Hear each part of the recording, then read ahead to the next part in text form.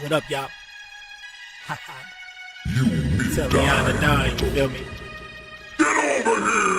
Hey, this the platform, bitch. Hey, this that platform shit.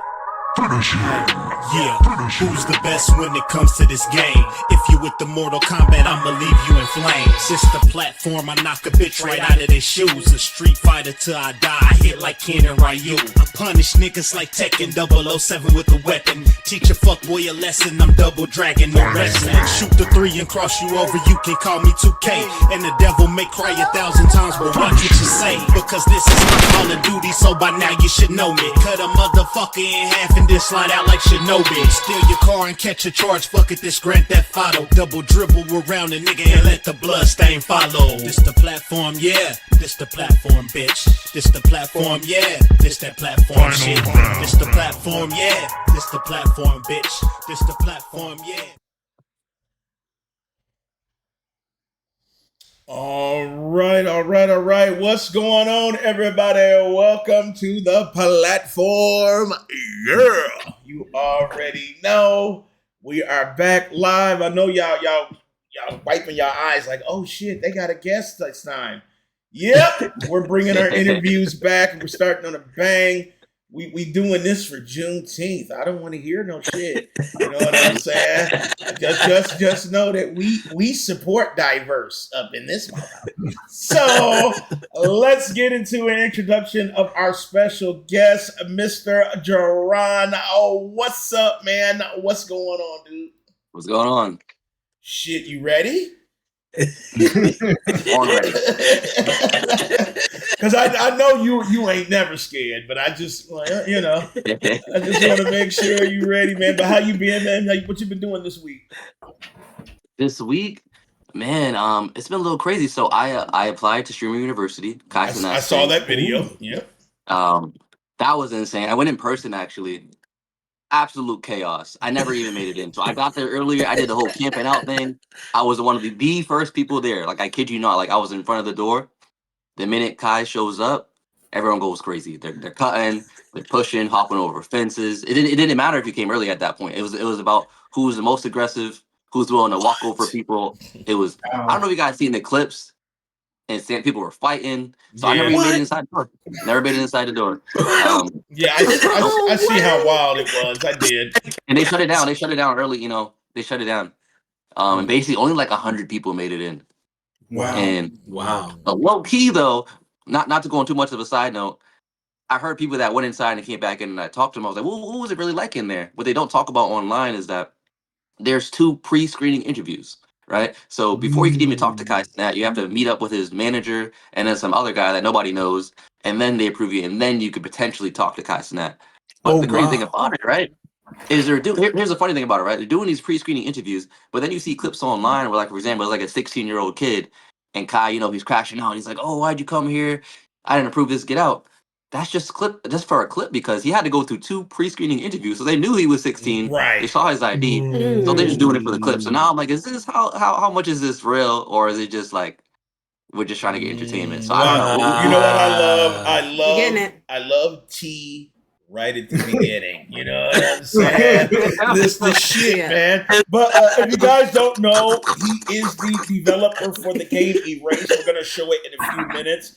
Eat it all up. You know what I'm saying? He has decided to grace us with his presence. So welcome, Jerron, man. Thank you so much, man, for pulling up. He's gonna stay with us the whole time, guys. So we're gonna get some real kind of opinions about certain shit that's going on in the industry as well. So we'll do that. But thank you, sir, for being here. Now let's get into our regular introductions in no particular order, starting with Bella. What's going on, Bella? How you doing? I'm chilling, you know what I'm saying? Got a little sleep. I'm here. All right. I didn't get really that much sleep, but I mean, I got a little bit.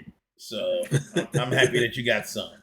A little bit. Enough. Next up, we got Dave D, a.k.a. Wesley Pipes, a.k.a. David Does It. Oh, what up, Dave D? What up, y'all? I'm just excited for today, man. I've been super hyped. So y'all in for a treat. And we got Brandon, the whole man. What up, Brandon? What's going on, bro? What's up? You ready to get into it? I'm ready. What's going on, everybody? I'm Dan the Man. I'm the host and the God King. Formerly the Tarnished King, but now I'm back in God mode. You know what I'm saying? So let's go. Jerron. Erased. Crazy looking. Erased. You know, this game has been kind of circling the province for a while now, and I think everybody is now kind of questioning, like, we need it. You know what I'm saying? We want to see it. We want to touch it. We want to play it. Where's the demo? You know what I'm saying? So let me ask you the very first topic here is, what is Erased? What, describe it? Give us a quick synopsis of what the game is. Okay, so I call it an open world fighting game, right? Okay. The reason I use that vocabulary is it really explains the fact that it takes fighting game combat that you would see in a game like Tekken, Street Fighter, or a Naruto fighting game, but it puts it in open world. A lot of the time, we get kind of one or the other. You have a game like Assassin's Creed that's known for the parkour elements. Yes, you can fight in the game, but you're not playing because you're like, oh, I really like the combat in Assassin's Creed. It's not like a fighting game. And so I want to mix the genres together. And to be clear, it's not a loading screen. It's not like you're walking around like Pokemon and then you go into a scene and you switch. No, I mean, it's just in the open world. The only thing that happens is the camera rotates. It feels seamless. So as you start fighting, the camera rotates and it feels like a fighting game. Once you're not locked on that enemy, lock on another enemy, it rotates towards them. So it's a seamless feeling. And there's inspiration from Jet Set Radio. You know, you have the rail grinding. It also mixes parkour elements like Assassin's Creed. So it's parkour and rail grinding. Now, That's really interesting. I know. yeah, That's it's different. Now, when we talk about, there is lore. Actually, I feel like people don't know this as much. It's actually very, very lore based, and it follows a lore based on dreams. So it's a little bit darker than people think because there's a lot of fun elements. You see all the dancing, exciting. It's actually kind of a dark game when you dive into the lore, and the lore is based on nightmares. And one of the huge elements, when I mentioned earlier, it's actually inspired by Kingdom Hearts. It doesn't look anything like Kingdom Hearts, so people don't really even pick up on it unless you really look real close and understand. But in the way that it's inspired, you remember how in Kingdom Hearts you could travel to different Disney worlds? Remember that concept? So in this game, the different places you travel to are based on different dance styles. So for example, Fire. you go to one place, it's all about krump. It's a krump scene. You go to like the West Coast, you see a lot of like the jerk movement, the Dougie. It's all about the West Coast dancing. You go somewhere else to the East Coast, you see like New York style dancing. You see light feet, all the the dance styles in there. So each place is different. And I can't wait. This is gonna be a Caribbean place. So it's all you gonna see soca. You're gonna see. I'm also Haitian, by the way. So you're gonna see all that. You're gonna see parades, which have never been shown in games. So you're gonna see real authentic culture. And how I've been doing it is I'm straying away from the concept of making an emote out of a dance and not actually showing the real culture behind it. Yeah. You know, I've seen some kids, and it pissed me off. I see some kids, someone was hitting the Dougie, and he was like, "Oh, he said something like that's the swivel soup." I don't know what the fuck he said. He said some word, and I was like, what is that?" What? And he's like, "Yeah, it's from Fortnite." I was like, "No, Yeah, but that's hell no, you know Ew. Fortnite. Oh, that makes you And so this mad. is why I hate that game. I've been. Yeah. And they took so many dances, they gave them goofy asses names and didn't say where it came from. So one of the huge things that I'm doing with the race is it's not just dance animations, it's dance culture. So for example, if you ever, if you're ever to Times Square and you ever been in a hype circle, it's not just you're popping out an emote in the middle of the street. There's a circle, the hype circle. There's somebody smacking your back, sticking your tongue out, pulling you in, pushing you back in. Those are the kind of nuances you're gonna see in a race. So I'm not just doing emotes. You'll see actual culture, what it's like, someone hyping you up, big crowds. The same thing like when you're crumping, there's a crowd with you, you're moving with the crowd. So there's mechanics to move the crowd with you. So you're gonna experience what actual dance culture is like. So That is that's so amazing. You know, That I sounds kind of so figured that it was definitely a little bit of Kingdom Hearts in there because I saw like the hooded dudes too. And I said, okay, I see. Organization. Yeah, I should have seen that there's a dark organization around here. They're popping up in all these different camera angles. They're in the background somewhere. They're there. Somebody's monitoring something, right? And I said, yeah, that does remind me of Kingdom Hearts because Kingdom Hearts. There's one secret that I'm not gonna tell today. I won't tell it today, but I promise you, if we do another podcast a year from now, I'll be the first. You'll be the first to know. There's a big thing I've been planning that I haven't. I've been planning for like 10 years that people have no idea about. That's been planned for a long time and everything. But just you could take my word on that. That if we do another podcast a year from now, I'll reveal it to you first before I tell you what. Oh, But there's one believe more me, mechanic in we're the gonna game have that you back because there's more tea. We need tea. don't be So. on that. Don't Put that, everybody. He will be clip that. Go ahead, clip it. Clip He'll that be shit. back, y'all. Just remember, clip Yeah, that shit. I'll You show know you. what I'm saying? We want him back. We want to see it. You know what I'm saying? We want to see it. But how I've been. So I got some more stuff I could talk about. Is how I've been doing it. When I talk about being authentic, is I've been traveling. So I was like, all right, if I need New York style dancing, I need to go to New York. So I do my own motion capture, but also there's things where I'm like, nah, you're just better at this than me. So I don't. Every single thing in the game is not just me. You know what I mean? So I went to New York, for example. And I always follow people out there that on the light feet community. I was always a fan, so I knew who to go to because I was always tapped in the dance scene. I had them do motion capture there, and then I went, in LA for like the jerk movement. I reached out to all the guys that were big during those days. I don't know if you guys know who Tight Eyes is. If you're tapped into dance culture, you know these people are. But for the crumping, I'm going to very specific people who are really big in the industry. And yesterday, actually, news. Do you guys remember the movie You Got Served? Yeah. Oh, yeah. I mean, You Got Served in like Stomp the Oh, Yard. yeah. Do you remember Stomp the Yard? Yes. Oh, I remember yeah. something. That was Yeah, of Yes, that was course. Yeah. Okay, yeah. So the track in that song that's like iconic, everyone knows. The producers that made that music, J Squad, they hit Yeah. me up yesterday. We're actually getting on Ooh, call Nice. J Monday. Squad.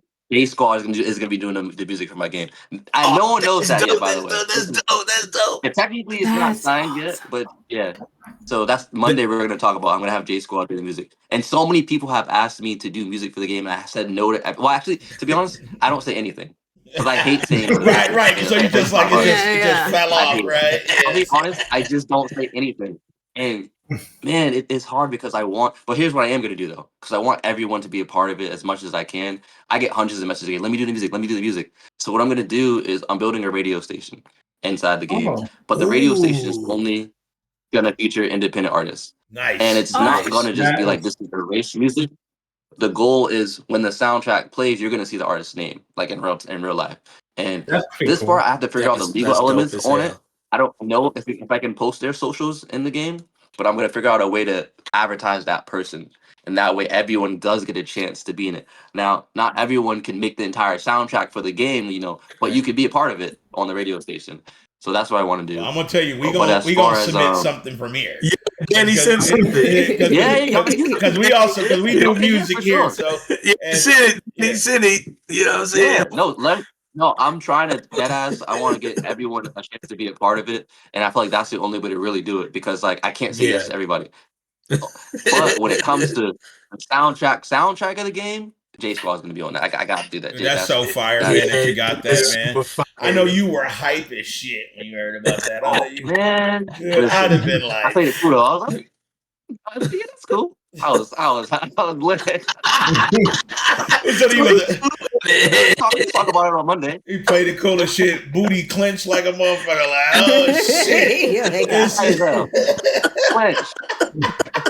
Mine would have been, I'd have been holding the bottom of the seat, like, oh shit. They actually One coming other thing through. that is this one is very, very loose though. This is more of a pipe dream. But one of my goals is y'all know Simple and Clean, the song in Kingdom Hearts, the opening track. yes. Yes. Yeah. So Utada, the one that makes all that music, I'm trying to get her to make a song for my game. That hasn't been confirmed, Oh, but someone knows that he's connected with her. He said he could help me. If I get that, I might cry, honestly. I'm going to Told implode ya. for you because I love her. We want you to I get love it Utada, immediately.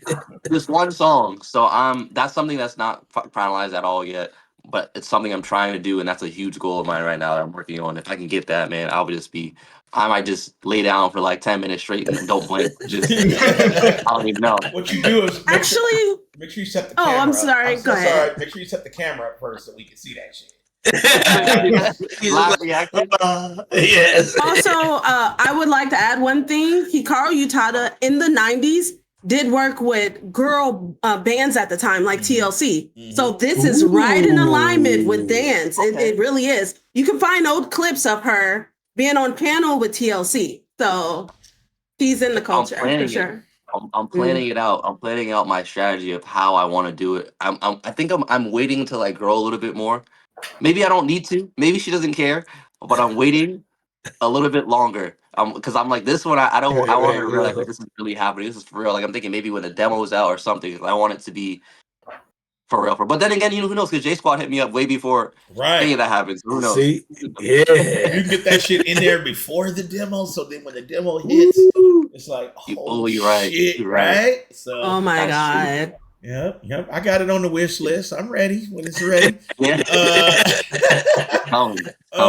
Next thing, and I know this is kind of, you probably get this question all the time, but Mm-hmm. like, how difficult is it to really be? Because I know I seen a couple of videos where you had there was equipment loss, there was this money thing. So how hard is it as a solo dad? Like, is it really difficult? Do you not recommend it for anybody, or is this a challenge that you can meet the goal of? Okay, so it's very difficult. I say if you want to do it, chase your dreams. I tell it to everybody. But the one thing I think people don't realize is the amount of time and dedication it takes. There's a reason why GTA took 8 years to make with a team and $1 billion budget. So imagine when people they're like, "Oh man, where's the game at?" I get people want to play it. It's gonna take time. It's not gonna take 2 weeks. It's not gonna take a month. I know y'all waiting, but it's not gonna take. Now a demo, we can make that happen. So I'm actually trying to get a demo out by the end of the year. It's not a confirmed date, but I'm trying to. I haven't announced that exact date yet because people might be on my ass, but that's the plan. But to go back to it being difficult, it's extremely hard. It's extremely hard, especially when you're balancing like I'm not getting paid to make my game right now. The game's not out. Right. So, balancing working other jobs, but also working on this because I gotta pay rent.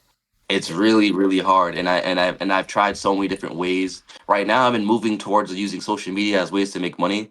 But it's not as simple as people think. People just see like numbers and the following and they're like, oh, you must be making money. That is not how it works. If you don't have brand deals and things like that, you're getting like $10. You know what I mean? It's not nothing crazy. You're not getting crazy amounts. However, fun fact, actually literally this week I finally did get a brand deal with a motion capture company. That there's a video that I posted that I know you've seen the other day where I talk about like I wasted $10,000. Yeah, I think I've seen that video. Yes, that was a brand deal, and after that video, they're like, we want to do a full-time contract, and so they're gonna start paying me. Wow. They're gonna start paying me weekly to post videos. We talked about it though. I talked about like I kept it real with them. I'm not gonna lie. If it's ass, I ain't gonna say it's good. But they were very confident. They were very confident in their software. I was like, so you telling me if I do everything I said in that video, that was real. I was like, I didn't believe them. I was like, there's no way this really works. And it was like, we're confident. Try it for free right now. I tried it. It worked pretty damn well. It was doing motion capture. So how did that make you pissed, dude? Because I know you said that you traveled with like the motion capture to be gear, honest, and it was wild, right? I wasn't really mad, to be honest. Even though in the video I said I was pissed, I wasn't really pissed, like literally, like mad. I was pissed for you. I wasn't. Here's the thing, right? I was more like, it was more, but not literally mad. I was like, I wish this existed earlier. Yeah. However, I'm glad it exists now. But at the end of the day, I'm still not done with my game. So at the same time, where I'm like, damn. And as much as I say, like, okay, I spent all this money on this suit, this technology didn't exist. So I was doing what I could at the time. This technology is new.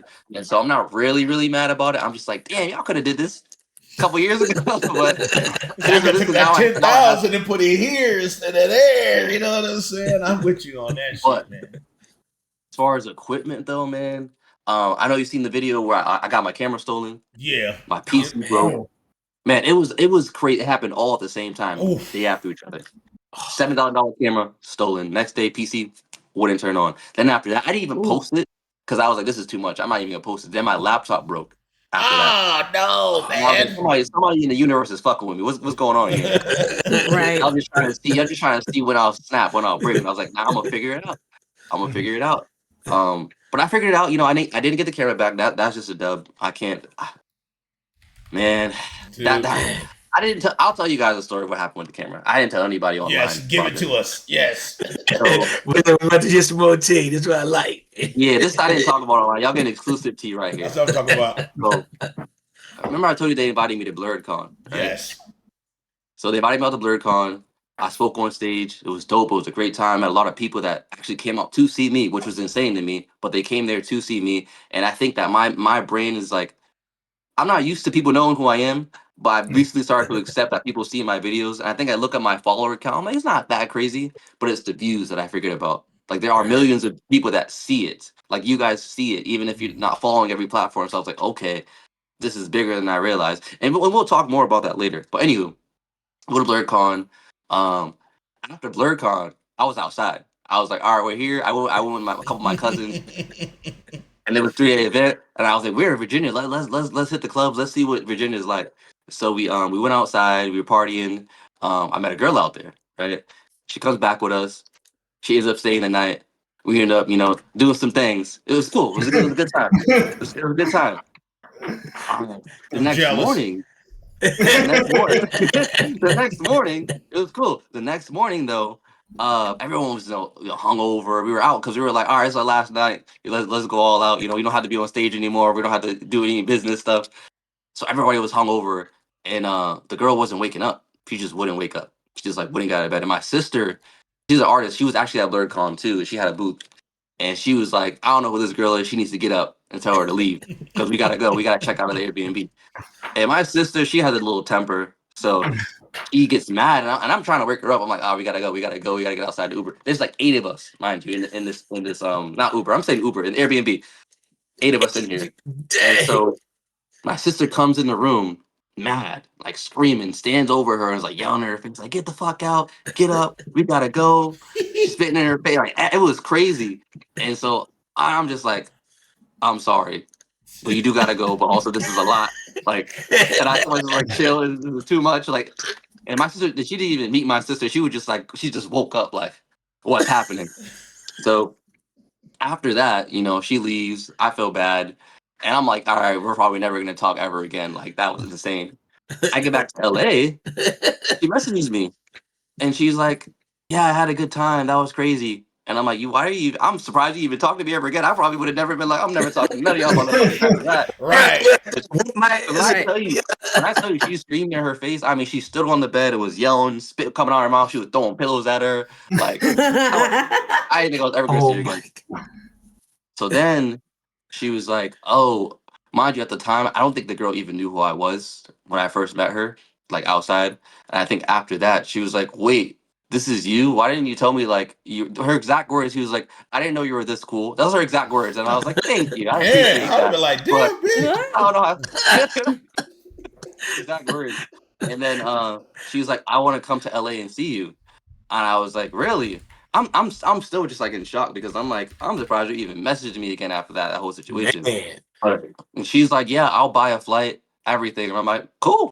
If you wanna come out, come out. She buys a flight, comes down to LA. This is like maybe like a few weeks after we left BlurredCon.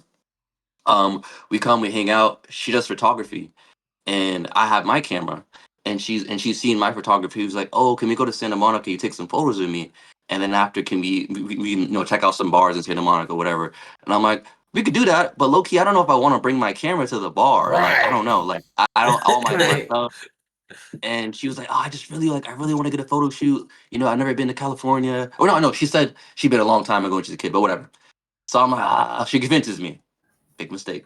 But she convinces me to take my camera to Santa Monica.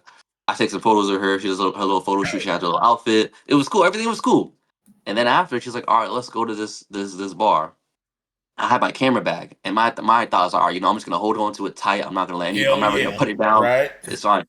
We go inside, we go to the bar, and security's like, you can't bring that in. So I'm like, well, I guess we're not going in. Right. I'm not gonna. But then they were like, oh, we could just hold it for you right here, and we'll just give it back to you when you leave. And I'm like, I'm iffy about it. $7,000 camera, by the way. I'm like, this is really important. But I made the mistake. I trusted them, and I was like, all right, I'm gonna be right back. I come back in like an hour. We didn't even stay that long. I'm like, all right, camera. And they're like, but we don't have the camera. I'm like, what are you talking about? He said, we gave it to the girl you were with. I look at her. I look at her, Oh. and I'm like, "What you mean? Where the camera at?" And she's like, "I don't have it." He's like, "Well, he's saying he gave it to you," and she's like, "I don't have it." But here's where things get weird because she was with me most of the time. The only time she wasn't with me is when she went to the bathroom, and I can't go in the girls' bathroom, so I don't know what happened. I don't know. So I'm like, did I get finessed? I don't know. But she swears up and down Dude, that he never sound gave like her. finesse 2 times. Finesse for sure. Yeah, that's Yeah, what they get finessed. you Then we're got looking for. got, We're looking. unfortunately. We're looking all throughout the bar, everything, talking to security. Can't find the camera. And then one of the security guards said, "I've seen somebody leave with the camera." And he's kind of smiling about it. I'm like, "Did security finesse me? What's going on?" Very next day, she's texting security. She got one of the guys' number, and she's like hitting him up about it. And she was like, "Oh yeah, nice meeting you. You're going back to LA. At least you got a good camera out of it." I see that message. I'm like, "At least you got a good camera out of it." What does he mean by that? Whoa. And here's the weird part. She's next to me. She responds. She's like, "What are you talking about? I never had a camera. Um, blah blah blah. Why are you saying this?" And then he was like, "Well, based on what you guys are telling me last night, I just assumed you finessed him and went back to Virginia." That's the message. So I'm like, huh? What? It's weird. I'm like, is he in on it too? Because like, even if he didn't take it, you're security, and this is a guy that was helping me look for it. Why are you just like laughing about it? Like, haha, he lost his camera. I don't know what is going on. I don't know who Oh, Dude, took my I'm gonna tell camera. you what fucking happened. That's her cousin. When y'all went in there, she was like, he already got this WAP, but I need this camera. And they was like, all right, well, fuck it, we'll say he can't bring it in. And then when you was over there chilling, she texted him and said, "You got a camera? All right, we getting ready to go." I feel like, I yeah, I guarantee feel that's like exactly she what it got me. was, dude. She I think got she you. finessed me. Yeah. She Well, I'm gonna finessed tell me. you, Yeah. man. But And I'm just gonna say this shit on camera. I am a hacker, dude. So if you got any IP addresses, hey yo, something. hey, off the record. Listen, we will find this burger oh, bitch and we will get her. Hey yo, you know, What? it's funny you say that. I've been down that rabbit hole as well. I'm just saying, Man, if you need an you know additional what? resource, let me know. We gotta. You know what? I don't know. I don't remember. I don't remember what the other questions are, but there is a. I'm pretty sure there's a segment where we're gonna talk about my lore, and when we get to that Yes. part, I'll talk to you about the hacking stuff too, because I've been down that rabbit hole as well. Oh, I've been down that rabbit hole. We might have to talk after that. Because I got some shit, man. So, if we need to find a bitch, we will, dog. The crazy thing about it, though, allegedly, you guys. allegedly, Oh, excuse of course, me. allegedly. Yeah, excuse If she me. finessed me, right? If Right. she finessed me, she was a really good con artist, and I'm gonna tell you why. Was it She played good it up though? real. Was it good though?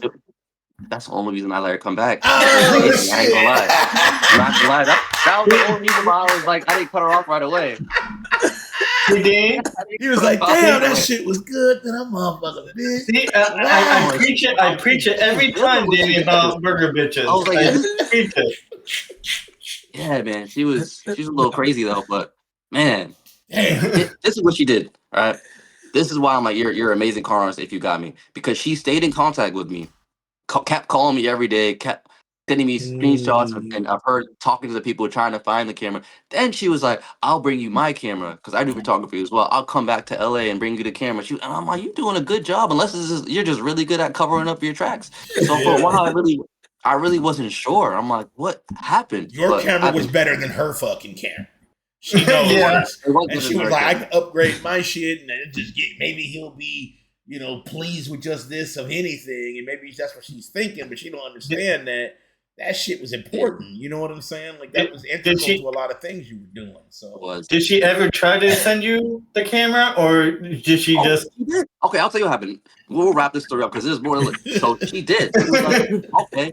And this is where it gets even more suspicious. She was like, "All right, I'm gonna come back to LA again and I'll bring you your camera. I'll bring you my camera." I'm like, "All right, cool." So she books a flight and then she's like, "Oh damn it, I booked the flight for the wrong date by mistake." And I'm like, "What the hell?" More like weird coincidence. And then she was like, it happened to be the date that she booked it was the day that I was gonna be in Puerto Rico and I wasn't gonna be in LA. So she's like, "Damn, well, that sucks. I really wanted to see you, but since I already bought the ticket, I'm just coming to LA anyway." So she comes to LA.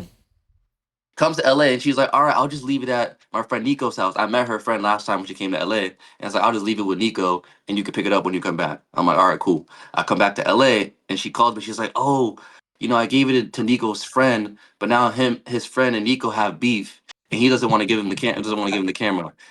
Can you go down? He owns a bike shop. He's like, can you go down to the bike shop and try to get it from him? Because he's not listening to me. I don't know who's all these people. First of all, who's this other guy? Why is he involved? Side stories. Like That's I crazy. called a bike shop, and dude's aggressive as hell. He's just like angry. He's like, I don't know what you're talking about. There's no camera. Click. I'm just like, what is going on? And she's like, yeah, he's doing the same thing to me. He's claiming that he doesn't know about the camera, but he's lying. At this point, I'm like, That's insane. She got you, dude, because that means that her shit is stolen, right? And but for her to kind of like pivot and say, then now hers is stolen. Yeah, and it's I'm not convinced she had a camera at this point. It sounds like a GTA side quest. Like you had to do this, and then you had to call this guy. Like here's what I think. Because here's the thing. At first, another reason why I thought she wasn't hers because she was with me the whole time. And she went home with me that night, so she didn't have the camera on her. I think she gave the camera to somebody else, and she came back to LA to get the camera because she was with me the whole time. I think that's what that was. That's what it was. That's why she was willing to spend the $150 to fly out because the camera worth $7,000. So she was like, "Fuck it, I'll spend the $150. You don't care. I'll get a round trip ticket." Come down there and get that real ass camera, and then I'll be back at my spot in no time, and he won't even be able to have access because he's gone. He's not here. He's in Puerto Rico. Fuck him. You know what I'm saying? Oh no, I booked the wrong flight. Like I said, Jerron, Shucks. Hit me up on the extracurricular. You know what I'm saying? After this, when we're not like in front of litigation, we'll talk, bro. We'll talk because I'll tell you, I'm confident we'll fight. Anyway, I don't understand why. I think she's trying to cover her track hard. I don't know. Absolutely, she is. Hell yeah. Come on, man. I got people in my family that's tragic, so I know. Allegedly. Yeah, allegedly. Right. Anyway, this was a question from. I think somebody asked this in one of your posts, and I don't think you got a chance because it was like you had so many fucking comments on there, so you might not have seen it. Yeah. But they wanted to know what type of engine you would use. Like, what is the actual engine? Is it Unreal? Unity. Is it Unity? Okay. Yeah. Everyone thinks it's Unreal. It's Unity. Yeah. I swear, I personally thought it was Unreal because the way everyone thinks it's Unreal. Yeah, everyone. Because the way it looks, I get it. Yeah, you can't manipulate Unity because I've used Unity, and I'm like. I went to Unreal because I'm like, oh, shadows and shit. You know what I'm saying? So everyone associates better graphics with Unreal because, well, here's the thing: is you can do it. It's just hard. You have to really understand lighting, and also people don't realize that game development is a mixture of being an artist and a developer. So if you're better at art, it's just gonna look better. That's what people don't realize. Like it's not just the end. It's not people like if you make bad art and you put it inside. Unreal is still not going to look great. It's still going to be bad art. You know what I mean? So there's ways of making things look beautiful if you understand art and you understand lighting and you understand shadows. It's just harder. Yeah. But one thing of why I do like Unity is it's very easy to make things cross-platform. So I can develop for Xbox, PlayStation, PC all at once, and the Switch all at once. Nice. But there's other things that Unreal is easier to get things to look beautiful right out the box, but. I've been working with Unity for so long that I already get how to do it. So, Because I swear, man, I was looking at like some of the particle effects and shit. I'm like, I use that plugin for Unreal. That's why I was like, I know, man. I'm like, it looks like Unreal because Unreal, they handle lighting really well. And so, it looks like it. Yeah, it just and people don't understand lighting can make or break the fucking 100%. Dude, lighting is like number one. Number two, maybe everything else, right? Or like maybe shadows or something. But I do know that lighting is like one of the main things on your game looking average to amazing. And so that's why I thought, because the lighting looks so good, like that dreamy lighting that you have there, like how the hell did you get that? Like, how, Sway? How? Yeah, so it's a lot of custom stuff too. So it's not. That's another thing too. Is there's the out of the box Unity features, and then there's just custom scripts that you're right that don't really exist outside of it. It was just a lot of time. a lot of like volumetric fog. They don't have that right outside the box, but there's scripts you can write to create it, custom shaders to make textures that don't really exist and materials that don't exist. So it was a lot of custom. And like I said, when I eventually found my style, now things are a little bit faster. But the first like long time was just me figuring out what I even wanted it to look like and experimenting with so many types. But I'm finally at a point where like I have the concept, what I want the visuals to look like, and now I'm just banging out more and more assets. I love But the custom. look of it. It has like a dreamy grittiness to it, and Mhm. you Yeah. rarely see that because it does have like an edge of realism. Because like the melanin in it is spectacular. I love We the should way that the show the trailer. yeah, Yeah, I was just getting ready to do it. I was just let me segue, David. You know I know. what I'm saying? Let I me know. segue. I'm just. But if you guys want to check it out really quick, right? Let me show a trailer. Thanks, Dave D. Let me show you guys a trailer, and then you can see why we're like on over it because there is some amazing shit about it. I'm gonna pull it up in Discord for you guys too to watch it in real time as well. Is this the Steam trailer? Yeah, this is the one from Steam. Yes, I think so. Okay, okay. So here we have. Let's see here. And then pull it up for you guys in Discord. Boom. Let me know if you guys see it. I should be streaming it in Discord as well. Yep. Capture it for you guys. All right, here is the trailer for Erased.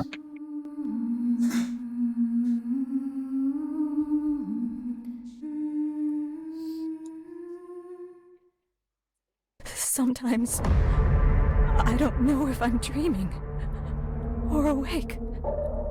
Look how crazy this game Cloth looks. physics, crazy. Wait, how do I see it? I can't see it. Wait. I love that. I think you have to click on it. You have to now I actually. can see. Yeah, there you go. Yeah. It's like we were frozen in time. Like look at this picture of the. Yeah, go back. Go back. Go back. The rules were simple. Told you, Brandon. You ain't seen this shit look like this, dude, before. At night. Look, there goes the Sleep during the Kingdom day. Heart ish. You know what I'm saying? The references. Ever Oh shit. dream. Ooh. Oh my god. We got some Cthulhu type monsters. This city. See, look how the characters move about wow. the environment. That's so amazing. Oh wow. Look at these hairstyles.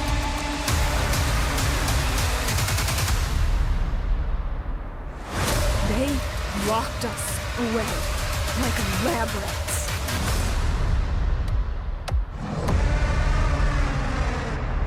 Oh shit. We're gonna kill them. Every last one of them.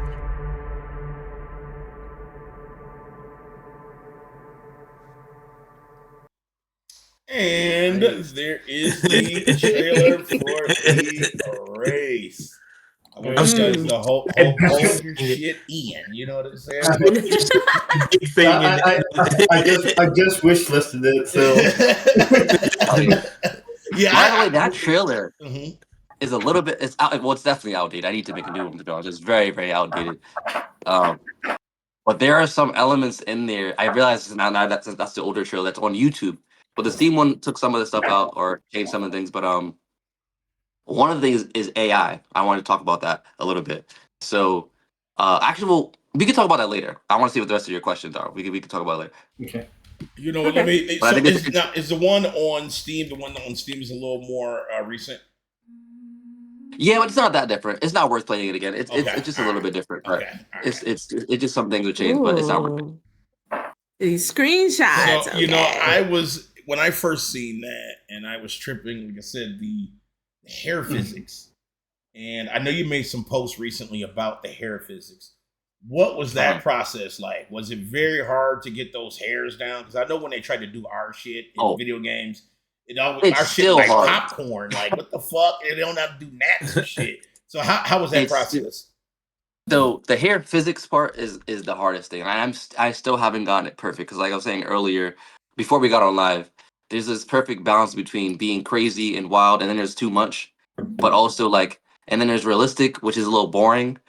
So I'm trying to find this perfect middle ground where it's moving and flowing in a way that makes your eyes go, "Whoa!" That's like it's engaging. It's almost like a making an engaging TikTok. It's like your eyes like movement, but finding that Yeah. balance is hard. But as far as the textures, the secret on how I make and like I said, I have 76 new hairstyles that I've been working on that I'm gonna drop soon. Um, the secret to making black hair textures is to use black hair textures.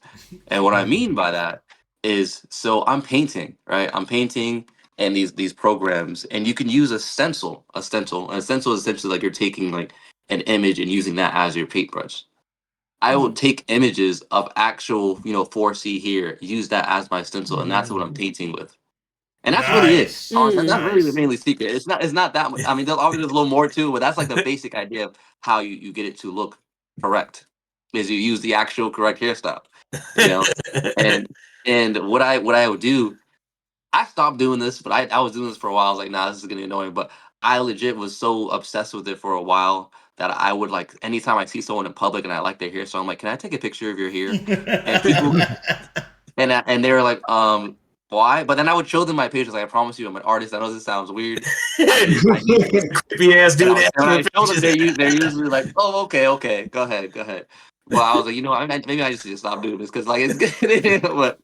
but no, but that's the secret. Using real hair as a stencil is how you get the textures to look right. I don't know why they weren't doing that years ago. It's not that hard, but, but yeah, that's the secret. You know what? I'm gonna be honest with you.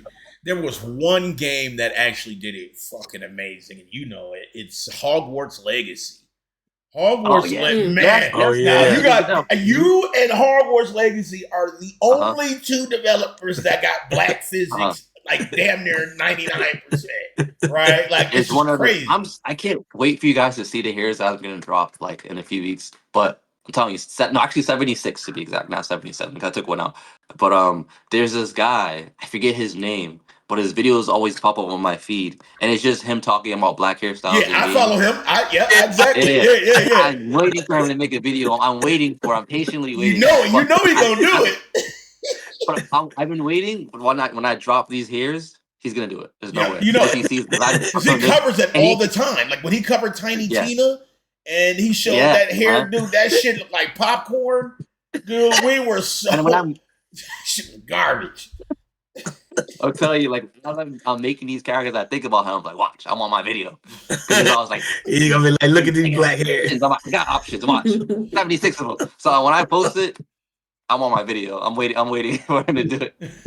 We got to tag him in his videos and tag you. We're gonna tag him, man. Just with the eyes, like I'm waiting. I think that was one of the major things, like especially when me, Bella, and Dave first saw the game a while back.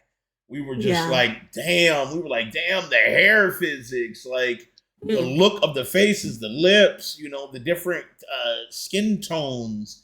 This is somebody who knows us. Like, this is somebody who actually might be us because we didn't know who we were at first when we first saw it. We just saw the game, yeah. And then when we start following the game and seeing who we were, we was like, oh, okay, yeah, hell yeah, you better know who the hell we are. He black too. You know what I'm saying? So, but yeah, that's quite amazing, man. I know hair. There's like a few things that are super difficult when you're talking game design, right? It's like hair is one of them.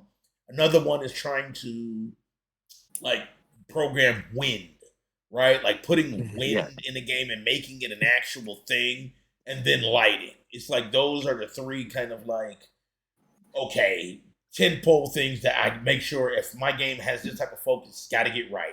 If it's like a horror game or something like that, that lighting's got to be good as shit, right?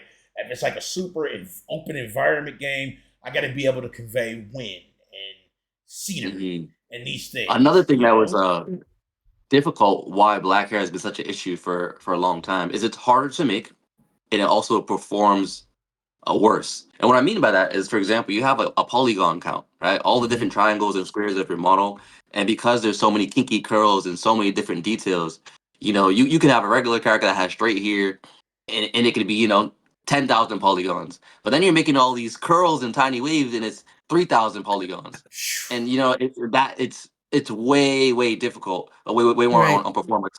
But there are techniques, and what I do is I'll make something called a high poly sculpt that has millions of polygons, and it's not good for performance. And then I'll make a lower poly one that's like very simplified, and then use something called a normal map, where you basically can bake these details onto a simple mesh, and it looks exactly the same. It's a little complicated. I'll make a video on it. Describe the way I'm describing it right now is Please, kind of 'cause I weird want to to say. see what that is. Like, But I would, yeah, I'm actually. It's so funny. I literally was planning out. Next week you'll see, and I'll actually send it to you. Where I was actually gonna, let me make a video and explain how I make these black characters. People ask that all the time, like, how do you do it? So I'm actually gonna do a video talking about how I actually do it. But it performs really well because I'm using this technique where I'm using normal maps where it looks really high details, but it's actually on a low poly mesh. And these words don't mean much unless you 3D model. But I'll make a video and show you how it's done. I understand everything because I do all of that. I'm Oh, not. yeah. I'm definitely. I I'm wasn't not sure, on the sometimes I level see you these are. things- I'm still like fucking extra novice. But just like actual terms, yes, I know exactly what you're talking Yeah. about.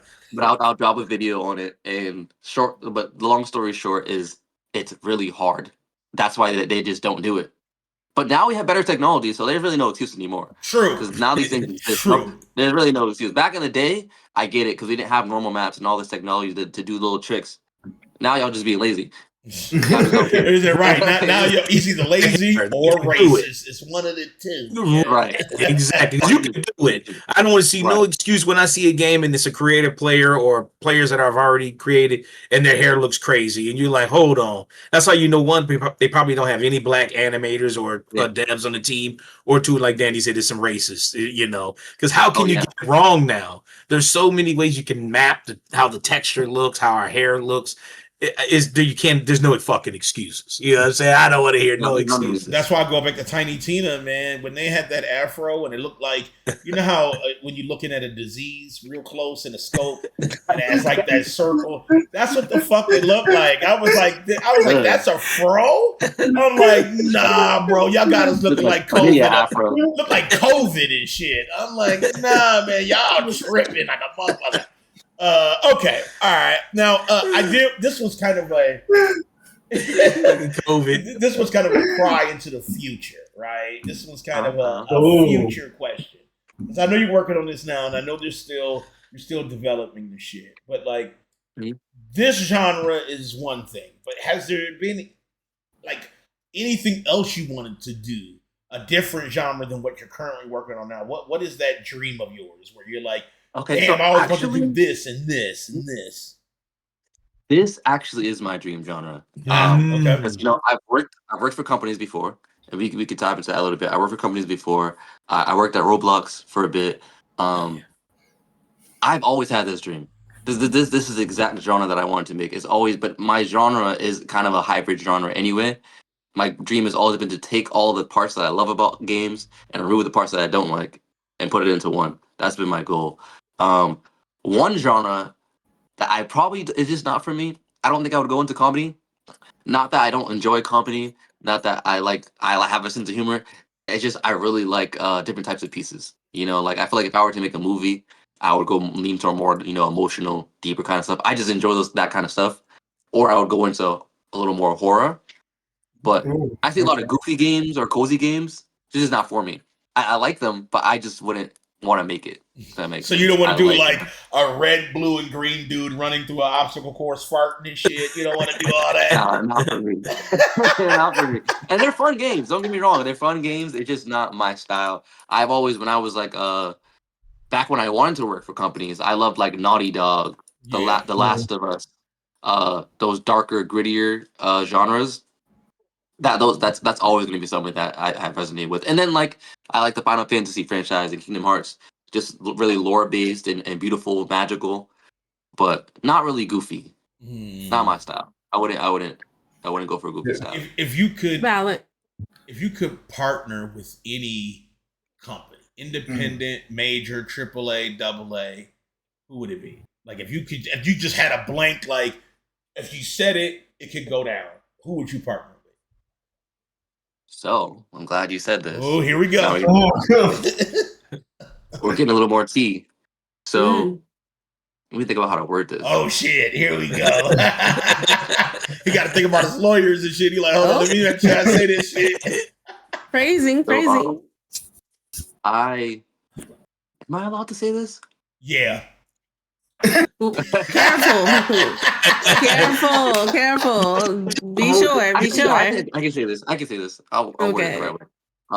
So yeah, I can say this. So for first answer, Naughty Dog. Okay. All right. That would be my choice. Yes. But what I'm about to tell you, so it's actually a video. I don't say what I'm about to specifically say, but I can send it to you after this so you can get the more details on it. I got invited to a gaming summit in Vegas, right?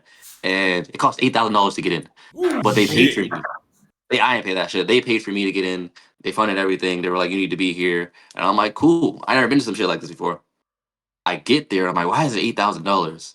And it's all executives. So like the creator of Mortal Kombat was there. Okay. Sega. Everybody had on suits. Everybody. All the owners of the big companies of the big games were there.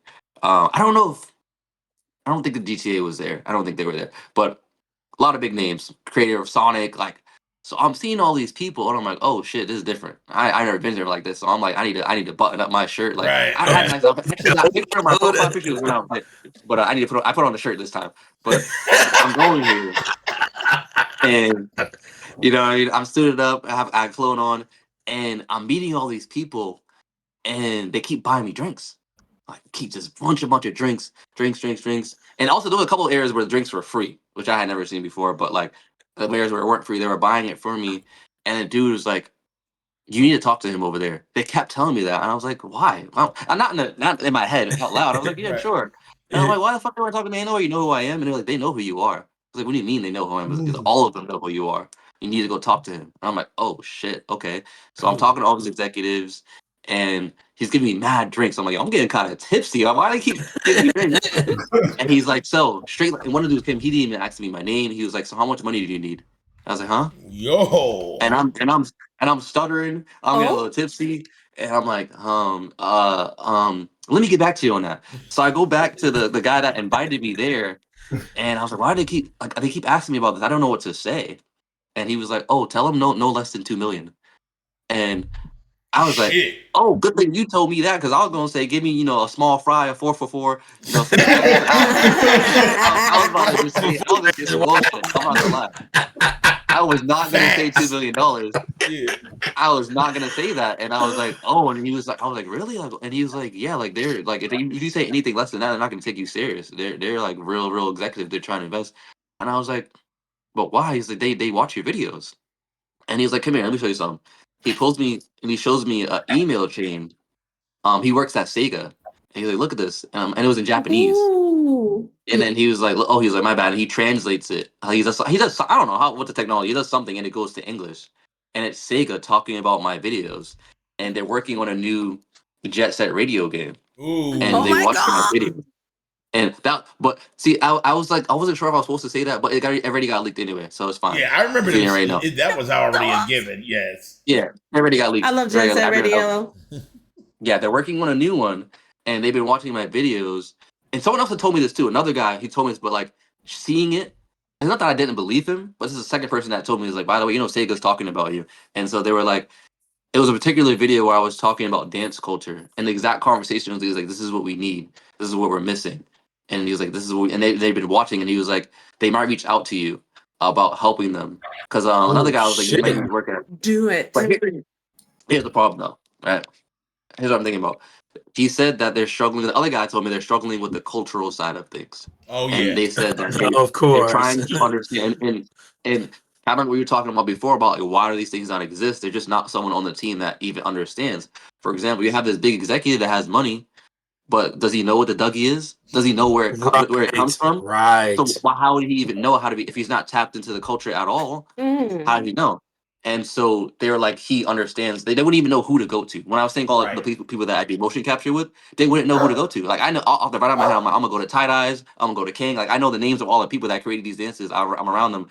So the problem is this: so you said that they probably don't want you to do the motion capture for them and go to these people. But I'm like, if I do this for Jet Set Radio, right, and then I put my game out, it's like everyone's gonna know Jet Set Radio is a bigger game. It's like, oh, you copied that as there. But I want to save it for my game. I know it could be dope. I know that like it could be like obviously it's a collaboration with Sega and that's exciting. But also I'm thinking about my game and the potential that it has. If I do that, it could fuck me over. True. So True. And your game comes out and they were like, well, we know Jet more, you know. Right. Well, you know, yeah, no, we ain't gonna I give them the sauce. right. That's the thing I have as an independent, as an indie creator, is that I'm tapped in. If I give them that sauce, then I lose my power as an indie. Ooh, you know what it was? You know what it was? It's so hard because I love saw Sega. they saw that shit. Yeah. Well, listen, they saw that shit on the trailer, right? They saw the grinding, they saw the motherfucking crumping and dancing and shit, and was like, yeah, we fucking need that. Like we need that. Our shit, we want our shit to be a little more modern, we want it to be a little more in touch.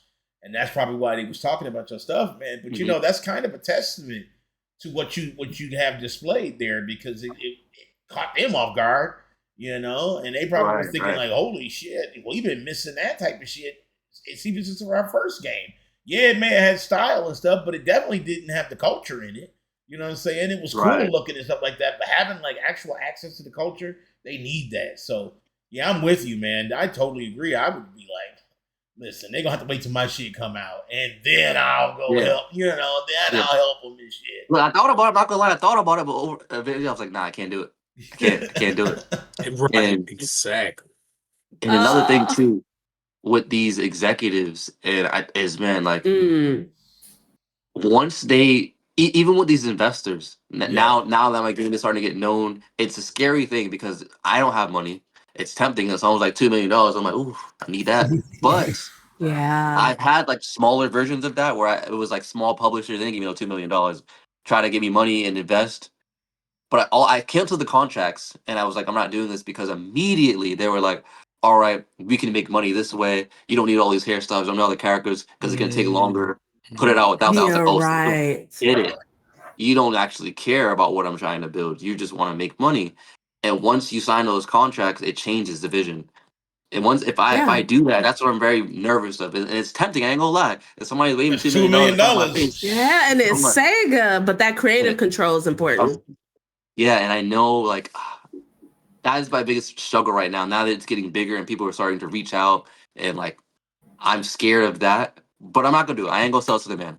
I'm not gonna do it. Well, if I sign a contract, I'm gonna make it very, very clear that you cannot change the creative vision, and I'm gonna make that very. That's another reason why, by the way, I'm intentionally focusing on character design first right now. People are like, "Oh, show more gameplay. Why are you so focused on the art?" Because once the art is done and all the characters are there, they can't say anything about like actually take this out. It's already there. It's done.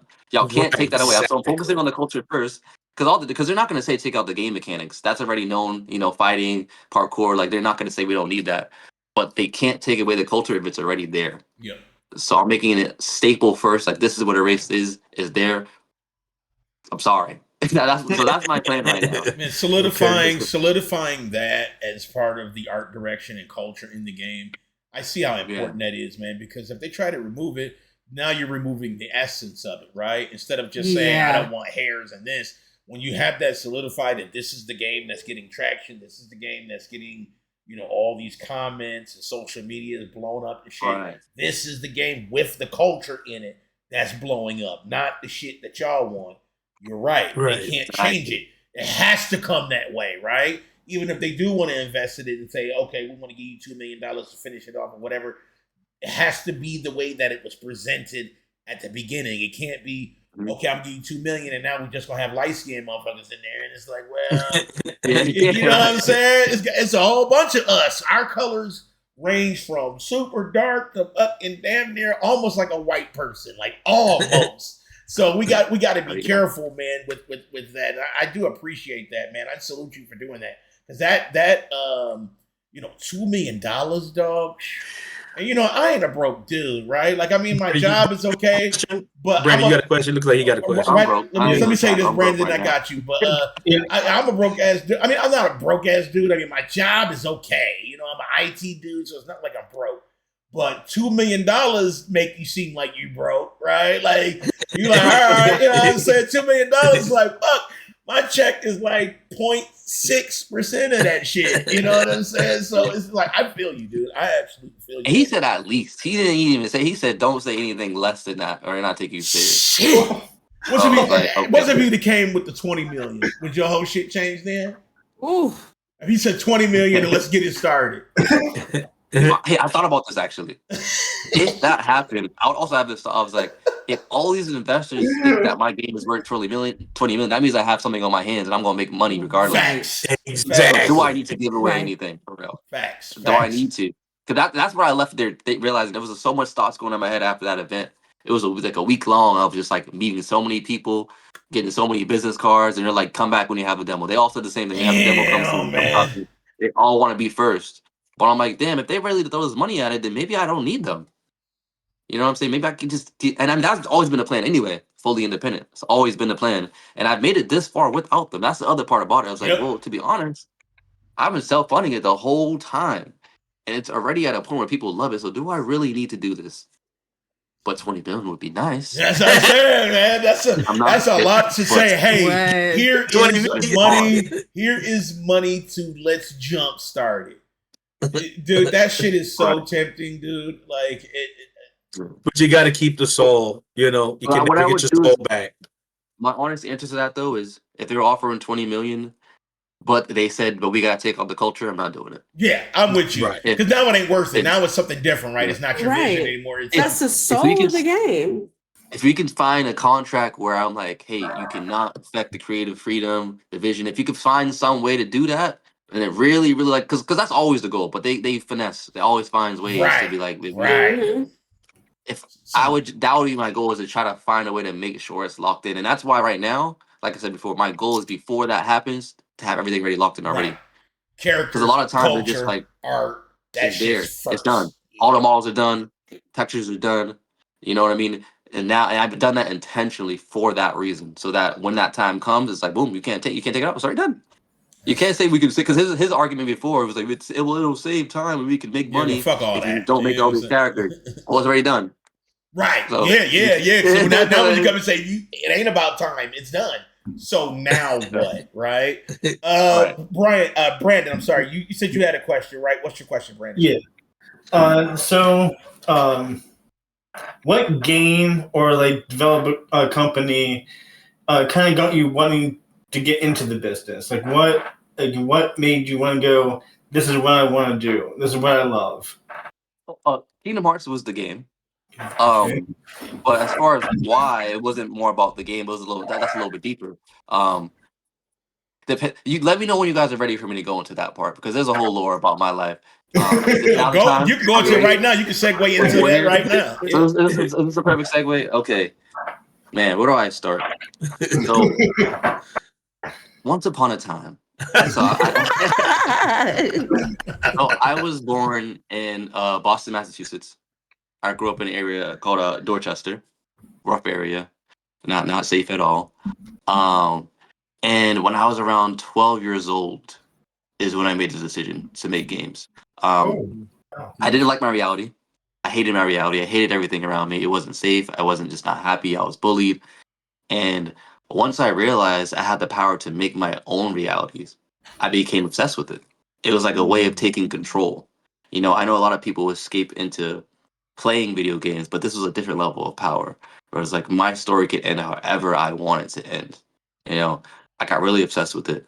And you know, I'm gonna come back again, but skip to the future. As I was developing for years and years, working and getting better, I was like, you know what, if I can dream up all these characters and I can make these heroes that save the day, why can't I do that for my own life? Why can I write my own story? And so that's when I started training. And I was like, you know what, all these moves that these characters do, I'm gonna learn how to do them. Because when we watch animes and shows, all they do is train. You know, that's what they do, and that's how you get it. And a lot of people think that I'm optimistic, but truly I'm not. I'm just logical. And I explain it this way: is that what people don't realize is with anything, either it's bowling or juggling, if you work 10 years at something, you're gonna be fucking good. Anything, basketball, you're gonna be good at it if you do it every single day for 10 years. But people usually don't lock in for long enough to see those results, so they classify it as impossible.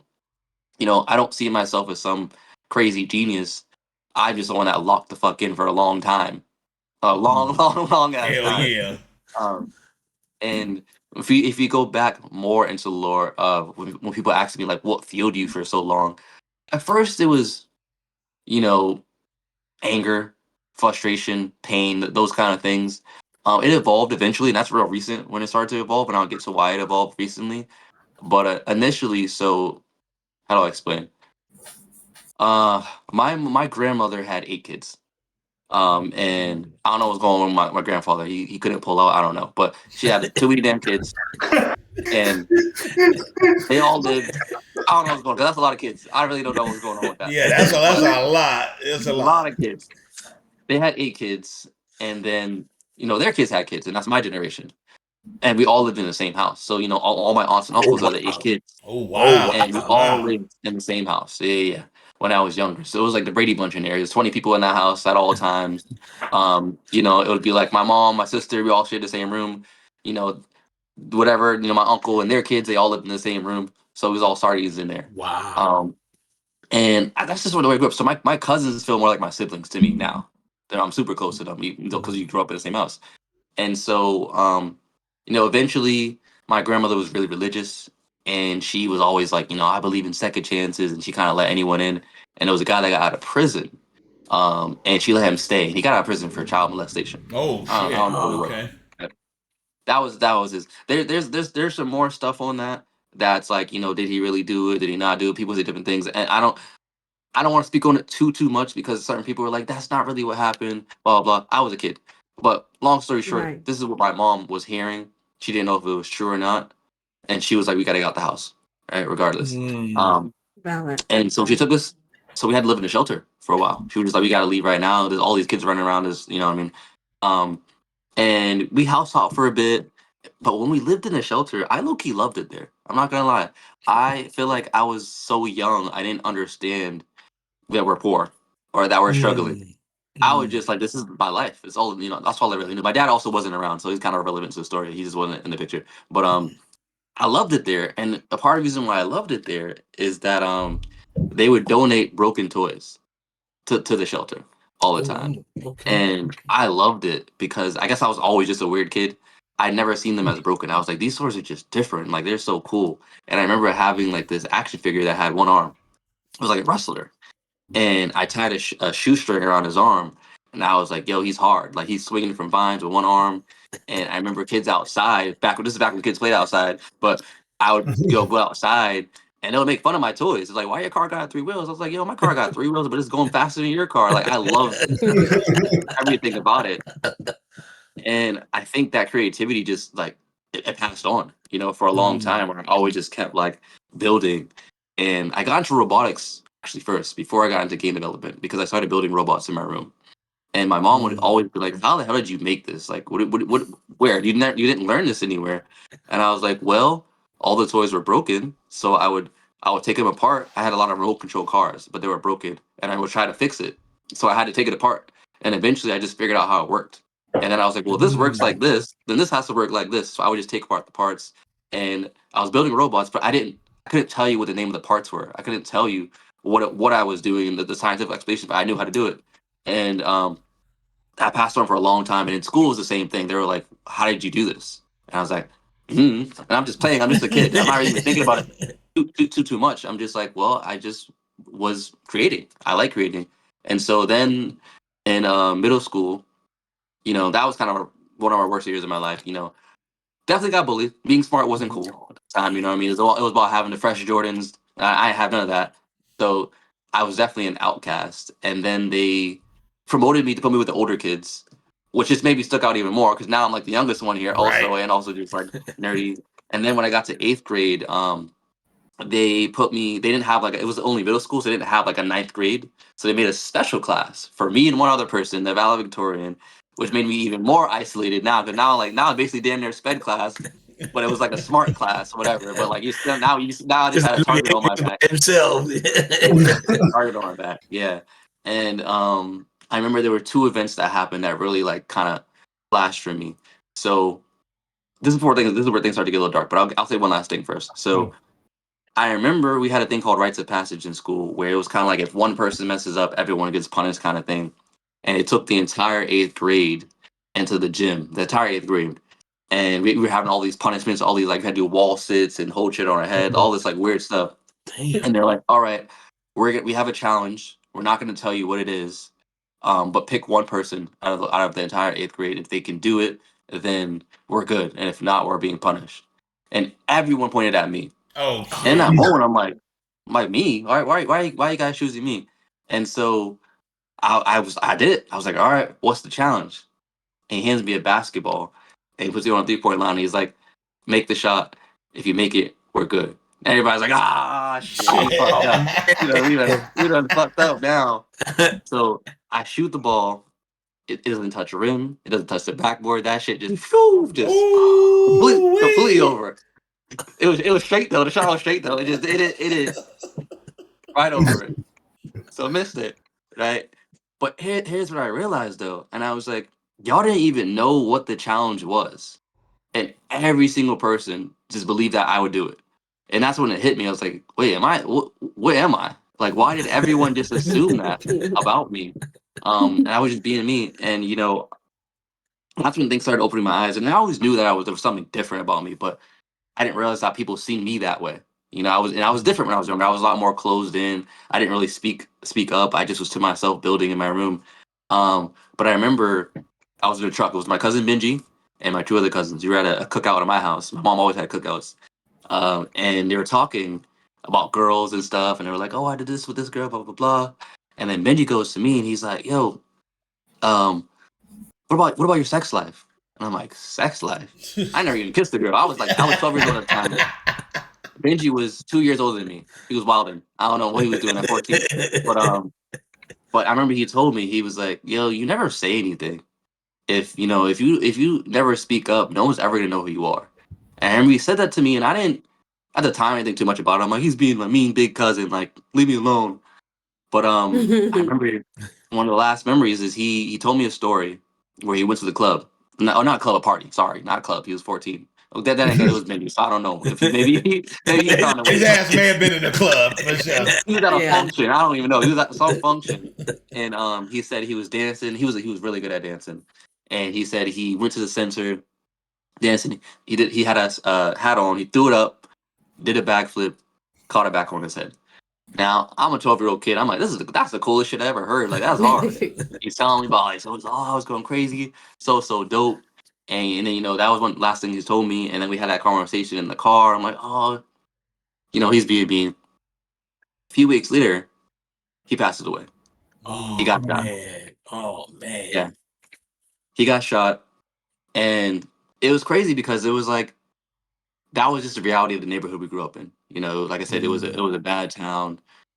They tried to rob him for a PSP. Dumb Oh shit. shit. Man. Dumb he was 14 years old, and Damn. it was stupid. And I remember hearing it and being like, yeah, it took me a while for me to even believe it because I was just playing with him, like like 2 weeks ago at our cookout, like he's a kid, and that happened, and it really hit me. And then that happened right around Thanksgiving. But Thanksgiving was dark.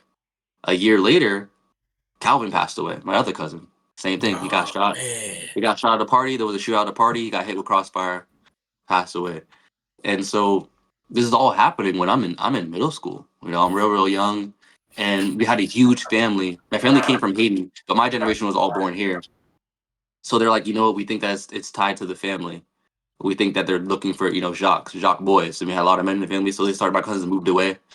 A lot of them it just got more and more empty, and that's when it hit me. I was like, I don't even know how long I'm gonna be here.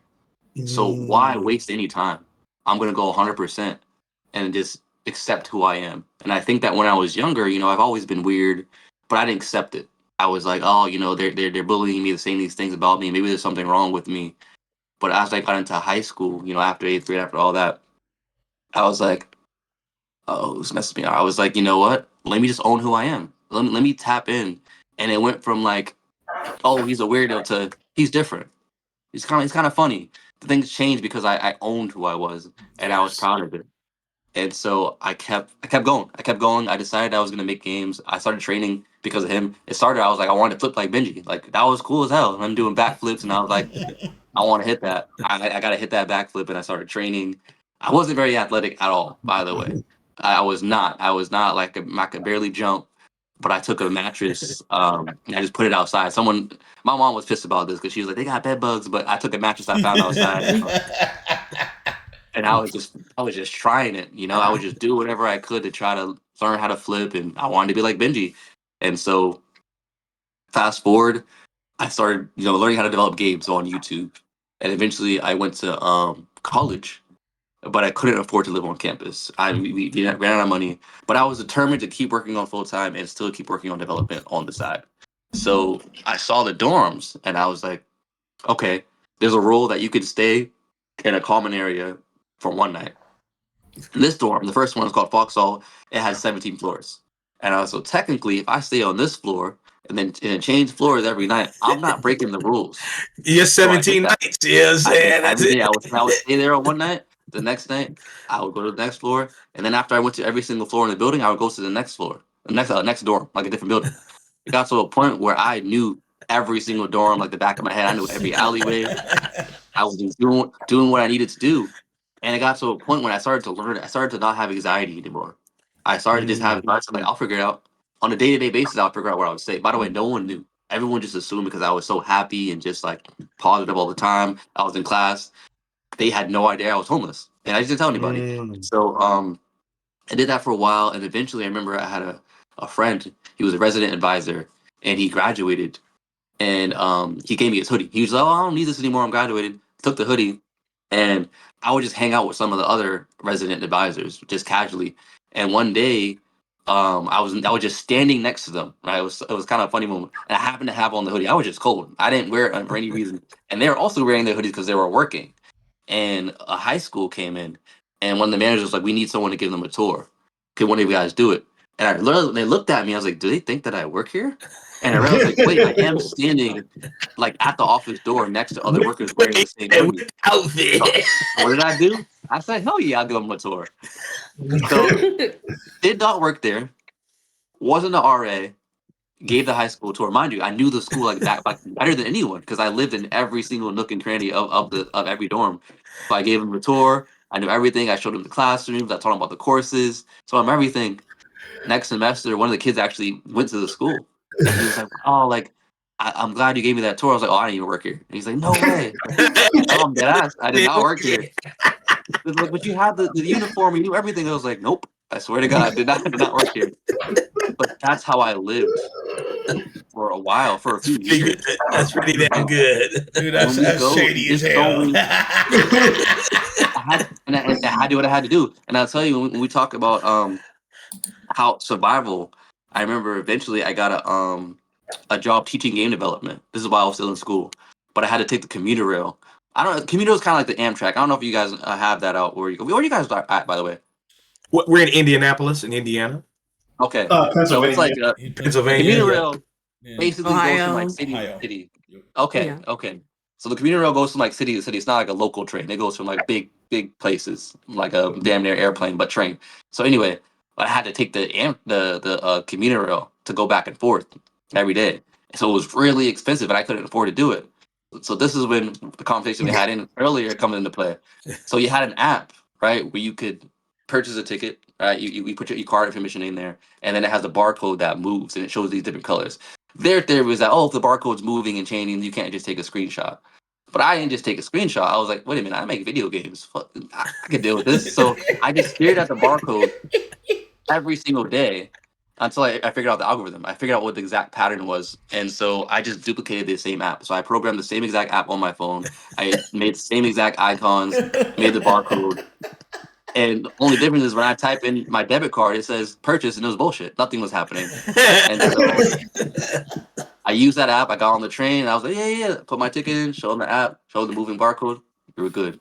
Getting free rides. And I was just what I had to do at the time. I feel couldn't that. afford it. I can't even hate on you for that shit, man. That's in this world, man. Yeah, you I got to had be to do what I had crafty to in this do. world. You have to. And it's so funny because, like, man, that phase of my life really taught me so much. And it taught me, like, to just be brave. you know. And when I talk about bravery, it doesn't mean not to be afraid. It means be afraid and do it anyway, you know, because things are scary. And but it started to not be so scary. I just was confident that I will figure it out. I just got to keep going and going. And I worked on my game every single day while I was in school. And people thought I was insane. I was known as the guy who was like always in the library. And oh, let me talk about this. My setup. When you talk about, if someone asks me, is it expensive to make games?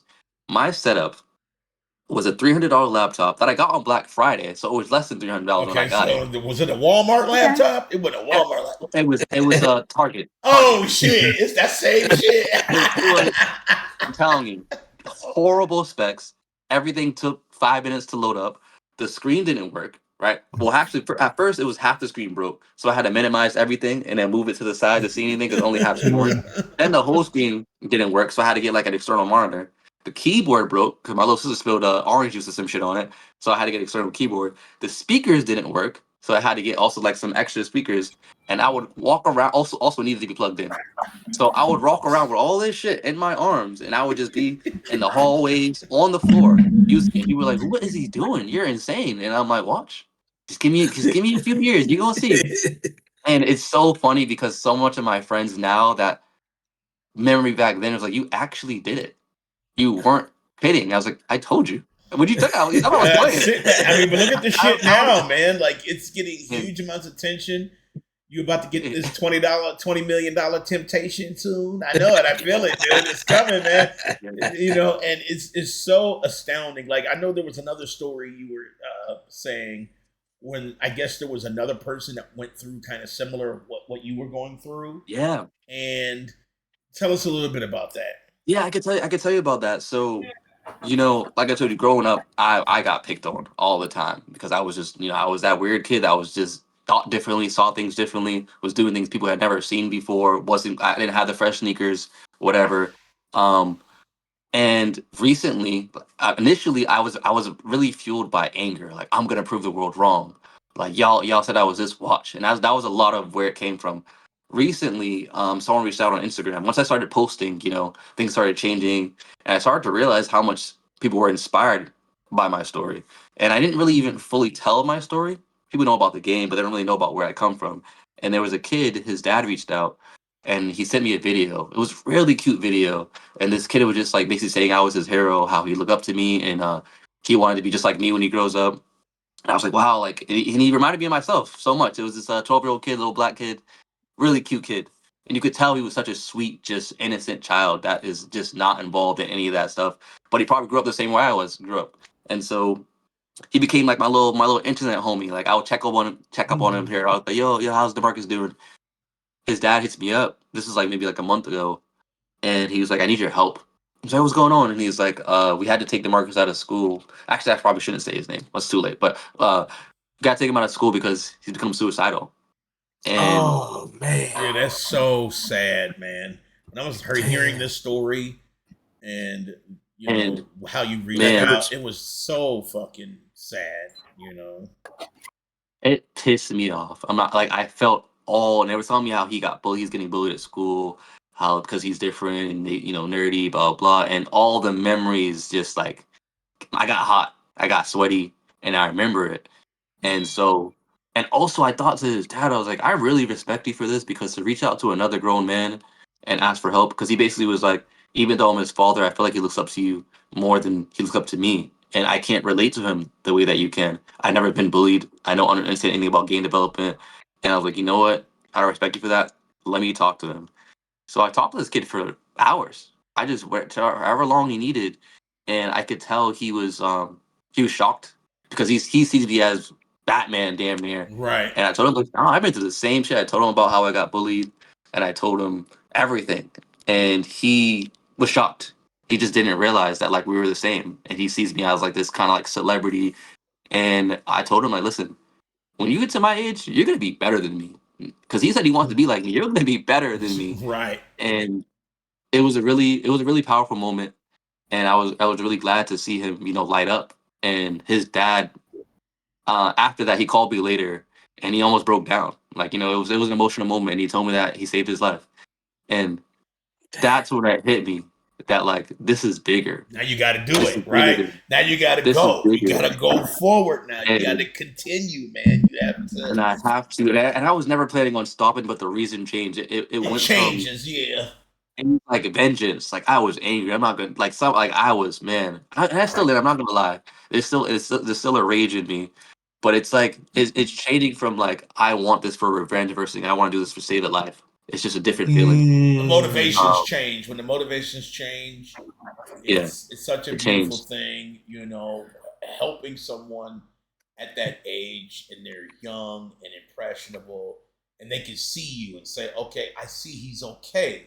He's not Yeah, disheveled. He's not, this person is in shape and he's doing something that he wants to do. And all those little things that we all take for granted, he's looking at and he's taking that and he's like, yeah, that's life changing for some people. And yeah. I'm super happy that you did that for him, man. That was amazing, man. Salute to you, dude. No, That was we need Appreciate it that. because I even have kids, and when I showed my boys your game, they were hype as hell, right? Because they looked at that and they was like, "Oh, that looked like my ex." My oldest was like, "That girl looked like my ex." So especially my youngest too, because he's a creative as well. And it's like when he saw that, he was like, "Oh, what's that guy's name?" I was like, "I'll send it to you." He's a black creator. Because my young son is getting into doing development as well, game Okay, development. dope. He's been teaching himself how to code and stuff. And it's like when I showed, I said, look to these guys as inspiration.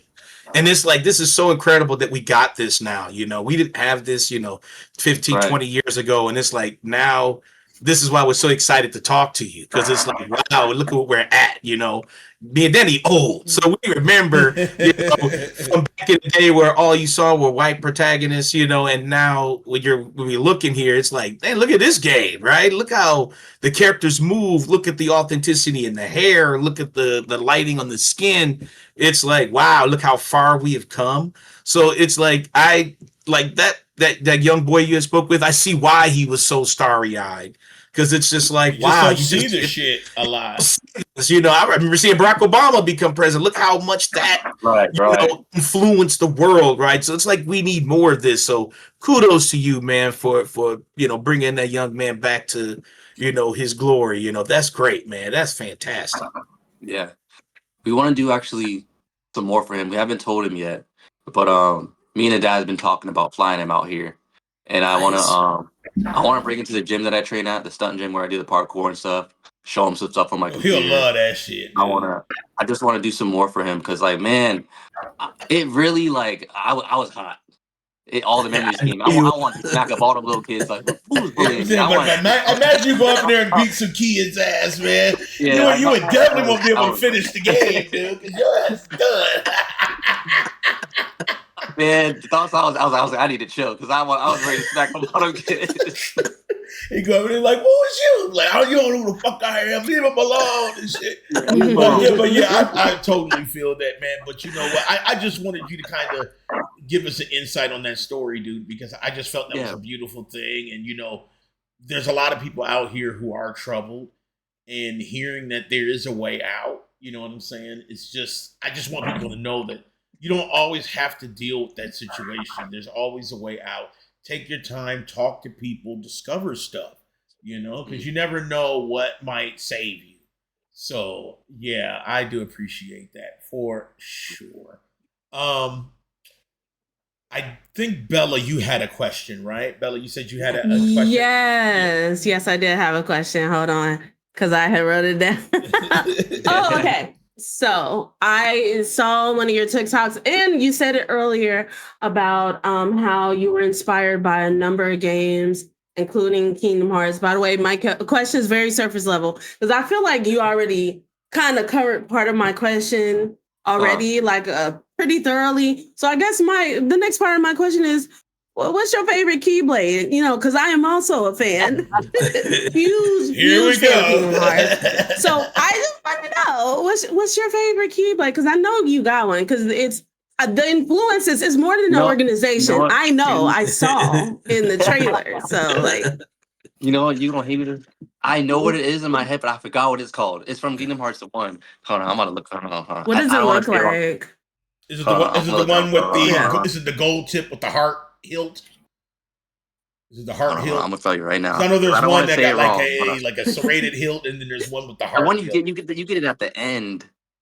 It just, okay, yeah. You see, this is Excalibur. You can tell he beat. Wait, what did you say? What did you just say? Excalibur.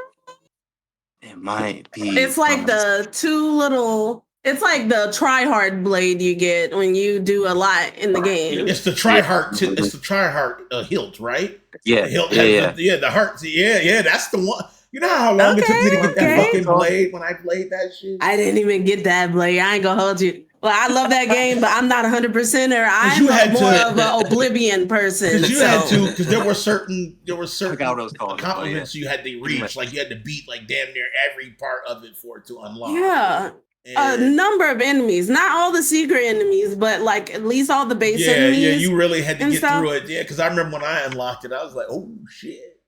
Okay. See, now I need to know. Now I'm gonna get back to you on that actually, because I know what it looks like, but I forgot what it's called. When I find it, I'm gonna send it to you like this one. I think I know what you're talking about because I think it's that we call it the heart hilt because the hilt of the blade is like it's got the triple heart on it, and it looks like it's got the gold tip, the gold key tip. That shit looks dope as hell. I think I know what you're talking about. Might be this one. What is this one? No, I'm gonna do it later. I need to really lock it. It's been a minute too. It's been a minute, but it's in my head. It's in my childhood, so I need to lock it and be like, that's the one right there. I remember I did have a favorite. I just don't remember what it was called. I'm not gonna lie. Okay. I did have a part 2 of it, but I'm trying to see. I think you covered it. Oh wait, no. The part 2 was what about Kingdom Hearts inspired you in the development of your game? Exactly. Okay, man. I know the dream portion of it was part of it, right? Yeah. So, for one, Kingdom Hearts was just one of my first favorite games, period. That and Jet Set Radio. So I'm 31. I don't think I said my age. Right? Okay. So I'm 31. And so this is kind of a 2-part answer because it's Jet Set Radio and Kingdom Hearts, and I'm gonna do both at the same time because both of them happen at the same time. So, I remember my sister. So my sister has a different dad than me, and she has a brother named Rashad, who has from her dad's side, right? And so we would go to her dad's house, and Rashad was just mean. He was a little shit. I hope he sees it. You were a little shit. I don't care. I'll tell you that right now. But anyway, he'd cool now though. But he would never let me play the game. He'd be like, "You're not my real brother," and he would never let me play. And I would just watch Jet Set Radio. He wouldn't let me play it. And when it goes back to the anger, I was like, I'm gonna just make my own watch. It really fueled me, but I really liked it. But my sister, when he wasn't around, would let me play it. But he was always every time he was like, "No, you don't get to play. This is my game." Blah blah blah. But that I really just loved the movement, and I was like, that also sparked the thing too of like that vengeance. Like, watch, I'm gonna just make my own Jet Set Radio. You ain't gonna let me have it. Fuck you. But watch, and I'm doing it. And when it comes out, he probably just honestly, if I say this to him now, I'd be like, "Yo, my bad, bro." I already know he's not. He was like, I don't know, 6. But okay, valid. But Kingdom Hearts, though, it was the story. It was like one of the first games that I really got connected to the lore and the dream element because I was really a huge dreamer. I still am. So I didn't even tell you this part of. I'm glad you asked this. So when I first started with making my characters, I'd have nightmares like every night, chronic nightmares, like really, really bad. And so I'd go into my older sister's room and I'd be like, "Oh, I had a bad dream. Can I sleep with you?" She was really annoyed, but she would let me stay in her bed. And she said, "Listen, the only way not to think about something is to think about something else." And that shit stuck with me for years. I talked to her about it now. She's like, "I don't even remember saying that, but I'm glad that I helped you." We were kids. And so what I would do is I would try and like lucid dream. When I would go to sleep and, I would have these nightmares, I would think of like this hero that would come save the day. And I started drawing these characters. And when we were in that shelter, my mom gave me and my sister these sketchbooks. And I told her yesterday, like, I'm so glad you did that because that started everything. We started drawing all the time. And so I got really connected with this element of dreaming. Just dreams are something that like as like a place for me to escape and create. And I was creating all these characters. And Kingdom Hearts is similar. I love there's like an element of like, is this actually if you see in the trailer where I talk about like she mentions like not knowing if she's dreaming or awake. That's actually something that's kind of referenced to Kingdom Hearts as well. It is in That the beginning. It is. Yeah. Yeah, and so that element really was a dream element of it that really connected me to it. There was something else I was gonna say. I just completely lost it. Talking about dreams. Talking about Kingdom Hearts. I lost it. It's gone. It'll come back. It'll come back. Yeah, but yeah, that was really what it was. It was the dreams. The dream element. Yeah. I like that. Okay. One more passing comment, a shameless comment. Danny, bite me. I don't care. I'm just saying it. I know you got a lot of designs. If you need a name for a character, Bella is a popular name. So if you need a name, throwing that out there. You know what? I'm gonna do some shameless ass shit too, right? Jerron, make sure you check out our YouTube, and I'll send you the link to our YouTube channel as well, because I did just put definitely. out. I'm starting to do more curated content, and we just did our season finale of what's called Mahogany, and Bella is in there as well. She's a character as well in there, and so just when you get a chance, shameless plug, check it out. Tell me what you think. Definitely. You know what I'm saying? And this whole you're recording this whole thing, right? I Yes. Yeah. So I can find it. I can post clips and stuff like that. Absolutely. Yeah, you'll have access to all that. Make sure you Absolutely. can get all that. I'll download the copies and all this shit so you can get it as well. And Awesome. you can flip it, and I'll give you the links, and I'll open it up for download so you can download it. And because I know you might want to, do something on your computer personally with it. That's fine, and you'll have access to it. I wish we should show more of some video of his game, because I know there's a couple ones that show like the fighting and some, there's a couple clips out there. The easiest way is go to my Instagram. That's the best way. There's a lot more there. There's a lot more here. I'm going there right now. Because I think that trailer is old. I'm not gonna lie. Because that didn't even show everything. Yeah, that's why I was like, that's old. I need to update that. Yeah. But, like the one scene where the girl's kicking and she's like, bah, and she kicks and she's like, Yeah. I was like, you know what video you should show on Instagram? Show this is mission video for Streamer University. I don't know if you know what video I'm talking about. That kind of shows a lot. Yeah, see, because I want people to see like just how interesting the game looks, right? Like how not copying of everything else. Like this game looks so different. And it's striking. It's such a striking looking game. Here it is, right here. Boom. Okay, it's in Discord as well. Let me pull it up for chat here. There we go. Yeah, so everybody, if y'all want to follow him, make sure you guys take a look at his Instagram. Follow him, please. Let this man know what's up. You know what I'm saying? He's taking our feedback, so this is great that he's gonna, so take here's crowd the feedback. Streamer University clip right here. Oh yeah. Let me make sure audio's up. Fully solo. I write the code it should myself. be like the first one pinned, I'm I all the think. 3D The art top myself. top left. And perform the stunts. That means these parkour animations, that's me, in the motion capture suit. Growing up, I didn't like to be out there. I just make my own. Oh, I see it. I can't even see it. I would go in my older sister's room, tell her about the nightmares I had. She told me the only way not to be Discord. Oh no, hold on, dang. Yeah. Let me make sure. Sometimes you got to click off of it and click back on. Are you looking in Discord? I see you guys. You should be able to. Oh, if you look, I'm streaming it in Discord. You should see a third box that says that has the stream on it. You'll see where it says live. Live. Because there's 1, 2, 3, 4, I think 5 boxes, and one of them is where I'm streaming. Oh, where it says live. Okay. Watch stream. Okay, mom got it now. Now you got it. Yep, you should have it now. And then. Okay, go ahead. You can play, Yep, there we go. So I'm a game developer. I've been building the game Erased, fully solo. Look at this crazy. I write the code myself. I model the 3D art myself, and perform the stunts. That means these parkour animations, that's me, in the motion capture suit. Growing up, I didn't like the reality I lived in, so I decided I'd just make my own. I would go in my older sister's room, tell her about the nightmares I had. She told me the only way not to think about something is to think of something else. That stuck with me. And starting at age 12, I locked in on game development for 19 years. As time went on, I told myself, if I can dream up these characters that can save the day, why can't I be the hero in my own story? So I decided to train. If there's any moves I want to see in the game, I learned them myself. If I could teach myself to make video games, I could learn anything. At first, my journey was an escape from poverty, the murders in my city, the environment that didn't accept me because I was different. Once I started to share my story, things changed.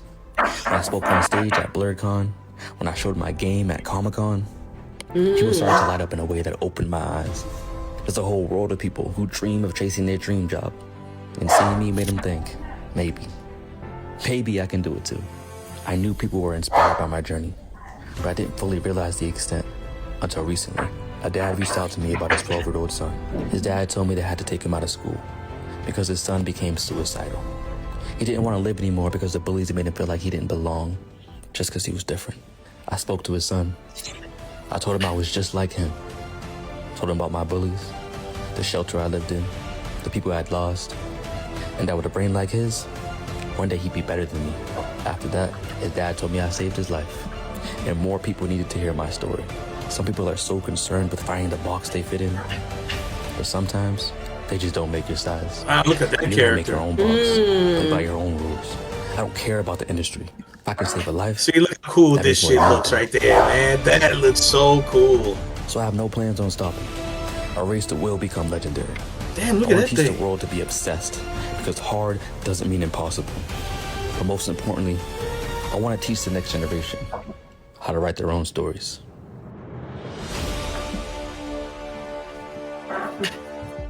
So cinematic. I love it. It is, y'all. I mean, look how great these characters look. Click on one of these other things, Danny. I know. I got something to say. Hold on, give me 1 second. I got On the right. Go on the right. You know what? On the right. This one right here. Wait, Yes. before you click on that, Wait, hold on 1 second. I have somebody at my door, which is driving me Oh. fucking Okay. crazy. Oh. I'm gonna click on this.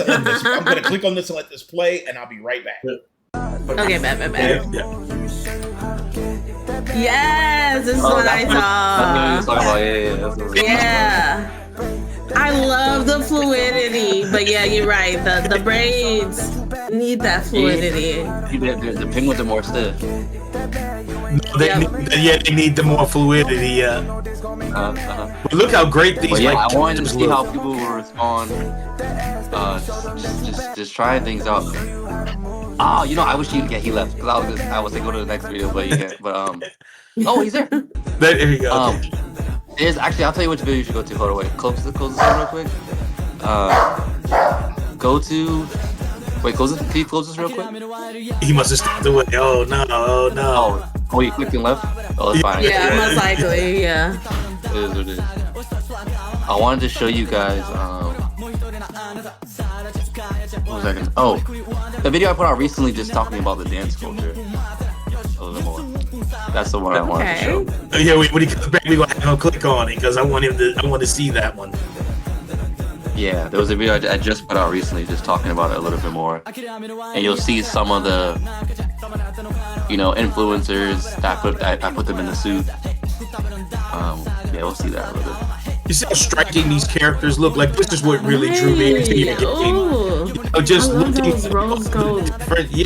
these different designs, their faces, their skin tones, their hair. I love how they move too. These characters move super crazy, and I love it, man. so I love how they fight too, like the hit detection. That looks great. All right, I'm back. just I'm so sorry. I'm back. Okay. I wanted to show one more video real quick. If you close this, scroll down a bit to the left, all the way to the left, down right there. This is the one I was talking about. Yeah. Oh no, up. Not that one. So you heard about the game Erased, huh? What'd you hear about Yeah, that one. it? Because you might have heard wrong. See, everybody compares the game to Tekken. But truth is, it wasn't inspired by Tekken at all. Now, Jet said radio. I get that a lot. And that makes sense. But the real inspiration was Kingdom Hearts. Visually, looks nothing like it. But Race has a deep lore based on dreams. Remember how Kingdom Hearts, you could travel to different Disney worlds? Imagine that concept, except each world is designed based on a different dance style. They dance. One city is all about the West Coast jerk movement. Another one's all about crunk. Oh, look at that Let me go to footwork. the east side and it's all about the light feet. Yeah. See, I traveled coast to coast to get different legends in the dance scene to do motion capture. Because in the race, we're not dropping emotes. It's real dance culture. When you get in that I hype love circle, this. stick your tongue out and push your homie back into the session, it hits different. So let me know in the comments what dances I need to get in the game next. And click the link in my bio to support the game. Let's make something legendary. Dude, when I tell you I need this fucking game yesterday, bro, Beautiful. I've been saying it, dude. Like, Hey, one more. I'll show one more. Because this one you'll see a little bit more stuff that's prototype. Oh, actually, yeah. Go to this one right here. Where you see a picture of my face. this one right here. Yeah, Okay. this one. For some reason, we decided that if there's a game that has fighting game mechanics on par with a game like Tekken, then we don't get an open road. You won't be able to explore the map.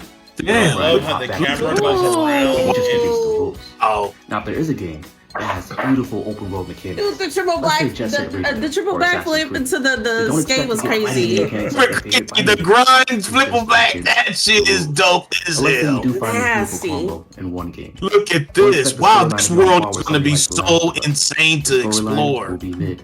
And don't expect This beautiful is what I'm talking about. You see that customization. prototype stage? Don't expect People when I authentic post shit like that don't hairstyles, fully understand culture, it sometimes. and rev No! like This is clearly a prototype, Vision. Yeah, nah. Now to these rules, you but know, this is clearly is obviously it's not done. But and that's why I'm developing Erased. See, me, People gotta I'm a understand. big We know nerd. that's not I the spend full hours of my game. day developing code. yeah, but and some making people real like life they since I was comment, 8 they're years like, old. why the graphics But look also, bad now? And I'm I'm like, an bro, athlete. are you can you I can probably hurt you in my head. It's like, dude, that's just development. Just look The at reality it. is, there's not a single Sometimes you thing gotta that's spoon legendary. feed them a If someone else disclaimer at afraid the to bottom step of the outside video the because box. people oh, they don't give a just be damn. having I do brain white. They don't read. I'm telling you, like the For people some that reason, they do. I we do it decided all that the time. there's a Like game when I that post has like fighting some game stuff I mechanics posted, I on literally par say with a like, game hey, like Tekken, prototype scene, then you test me don't out get this. open road. You Your won't be able to graphics got explore the map, worse. rail grind, and This hop is back getting into worse. And I'm like, bro, It's just I'm against showing the your rules. prototype. Now, if there is a game that People has just don't read, but I don't beautiful really open care world though. mechanics, let's say And then when Jet we Set talk Radio about, or Assassin's Creed, that's an interesting then don't segue expect to though. get fighting We games. talk about the social media element of things. When I first started, I had never got used to random people online saying things about my work. I was just doing it by myself. And at first, my comments are 99% good, to be honest. There's always it's like 1% someone hating on it and being like, whatever, like too many niggers. I get weird comments like that. Oh yeah, for Too many sure. blacks. Like I get Hey, yo. weird. Like it's always that guy with no profile picture saying some weird shit. Like Exactly. always saying some like weird racist shit. But like that's not really what I normally get. But there's always that. But some people, you get weird stuff. When I first started posting, I realized that I would let that bother me. Someone would make one little comment, and I'm like, bro, you don't understand this, and I would get like more frustrated. I don't care anymore because I realized that like, why am I even putting energy into like the 1% that's not even my target audience? It doesn't matter. Like I should be focusing on the people that are actually going to play my game and get it. And once the algorithm started picking up on whether my actual audience, it started to make more sense. But the social media element of it is difficult, to be honest. It's more difficult than the actual making of the game sometimes too, because it takes time, and people don't realize that too. I'm like making the game, making the models, doing the code, motion capture, and I have to like understand the algorithm. Like, how do you make engaging content?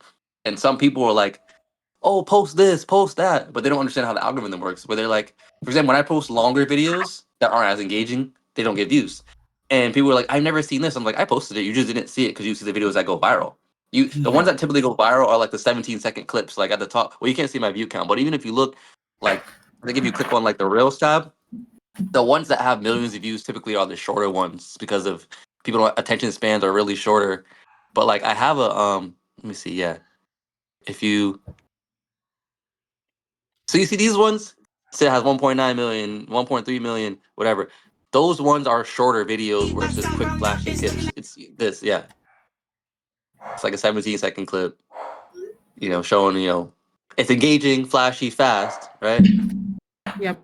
But when I post more in-depth videos, they tend to not do it. I mean, not that they do bad, but they don't go as viral. For example, I have a video where I did a breakdown on the combat system, and a lot of people didn't even know that it existed. They're like, "How come?" I was like, "I did post it. You just didn't see it." I think not that one. Well, look This at one this. was talking about Look at NPCs. this. Look at the hair that's going on down here. Look at all this If cool you- ass shit, man. See what I love? Ooh. What you did with when you were had that video with the person like grinding on that pipe and then going back to the combo and fighting. Man, that's amazing. Because jumping up punch, man, Yeah. shit is so dope, man. And that's what I mean by mixing.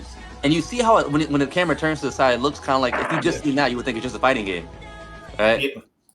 But then you're like, wait, no, it's an open road. Yeah, seeing the grind from the environment and then jumping back to just drop the fucking character is so damn crispy, man. That shit's so crispy. I'm gonna need you to turn See, your Dude, like, I forgot you on a computer. This is where I did a breakdown. man. I need See, this. this is what we explain kind of how the needed combat system in works. gaming. times. Back to my stand. Yeah, I wish you could turn it to the side, but this is where I did more of a longer breakdown. But Then 1, these 2, videos don't go 3, as viral, 4. so people don't know that they exist that much because you just see what comes up on your algorithm. Yeah. And most Of people- But if you course, died, of there are longer videos on It's here. funny that dudes was saying that this shit was unbelievable, man. Because it do, like, honestly, and this is why looks we wanted to great. talk to you, man, for a long time. Because just when you look at this stuff, you're like, this shit can't exist, right? Like, you're looking at this stuff, and you're just like, you're looking at the fighting and the snapping, and everything looks so fucking fluid. Like this shit right here, like, look at that. I want to play that shit. Like, I want to play that shit. And like looking like how gorgeous the ladies are in this game, and just all of it just encompasses some very interesting shit. And it's just unbelievable at times when you look at the site. Look at this hair. Like, That's hair what- quality, texture, Ooh. shit is That's spectacular. my favorite. Tier is S tier, and that's what's so shocking. Like that's what's so drew me into this game. Look at It's this just comment right here. This is kind of where I'm at. I mean, I'm not all the way here, but this is kind of where it says, "Bruh, fuck the hairstyle, finish the game." But no, I mean, I'm not there. I want you to finish the hairstyle. I just Okay, want to let's- touch it, man. Like, let's talk about that for real quick. I get that comment a lot, and I know that it's not a malice thing. It's just like I want to play it. right. It's just, I just want to play Like I it. told you before, and I realized that I'm just gonna have to take the hit because I'm like, maybe I should do this. But Yeah. I know I have to understand that as a developer, I know how things work, and I have to keep the vision going. And I know how I know what I have to do. Versus, but I know what people will want. It's not always the same thing. I know people were like, "All right, we get it. The hairstyles are dope, but I want to see this gameplay. I want the game to come out." But like I told you before, I have to finish the world because investors. I need the culture to be solidified because what they don't know behind the scenes, they don't know about what investors are saying to me in my ear. Right. You know what I mean? They don't know the things that I have to do. And if I listen, it's like I've been watching a lot of podcasts about other indie developers. They deal with the same thing about like understanding which part of your audience that you have to listen to, which part you have to be like, no, trust yourself, because they don't really know. Like people are gamers, but they're not game developers. They don't actually really know how it works. And right now, like I told you guys, I was actually gonna announce it in a few weeks. You're gonna see me spam posting, starting like next month. Because there's like 70, I'm telling you, there's 76, and I was like, you know what? I've been working on it over the past 2 years, so you're gonna see a whole bunch of posts of all these characters, and then after that, like I'm world building. I'm building a world, and then once it's established, then it's like, okay, I get this is what all the characters look like. This is what the world looks like. Not the environment. The environment's not gonna be done. That's gonna be another arc. But I'm gonna stop with character development for a while. After what did I say? June, July, July 29th. July 29th. Yeah. After that, then I'm gonna go on an arc where I'm just focusing on mechanics for a hot minute. But you gotta wait. I need to Jerron, finish this is what I was talking about when I say. Listen, this is what I talk about when I say black folks physics, right? Now, there's a game, you probably know what it's called. It was called Outriders. And we used to it was like a game that went kind of viral because it was like online game, looter shooter, and you can kind of create your character and shit, you can make builds. And me and David used to call this shit, we used to call it Outriders braids. And what Outriders braids is when they used to have the cornrows, but the scalp wasn't connected. Like you can see the braids. And see, if you're looking at this here, what I'm streaming, you see how the back of her fucking head has, you see the part and the hair is pulled from the part. This is where a lot of developers fail, man. Because they'll have the shit pulled, but then they'll have it not connected. it'll be bald. It'll just be bald right Right. here with no fucking origin pool, right? No part. No part.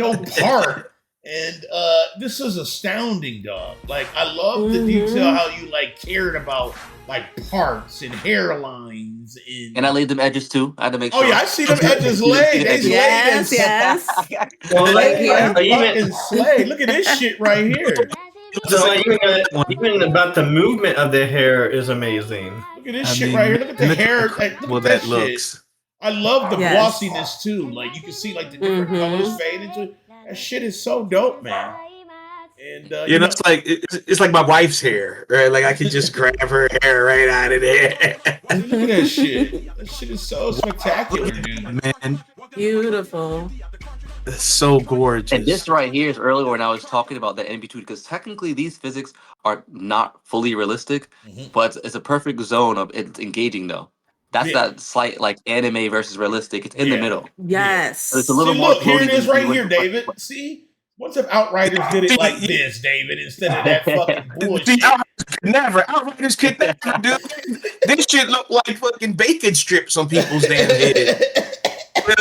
This shit looks fantastic. It looked like real braids, like I could pull her shit. I'm telling you, Jerron, man, like the whole thing and the detail of it Beautiful. is just amazing, and you just don't see that shit often, dude. So that's why we just like looking at the shit, because it's like, damn, man, you don't get this type of like character detail often, and so when you see that, you just want to fucking talk about Click on the one, then go down to one with it's like Afro pup. No, right there. Yeah, look at this one right here. Yeah.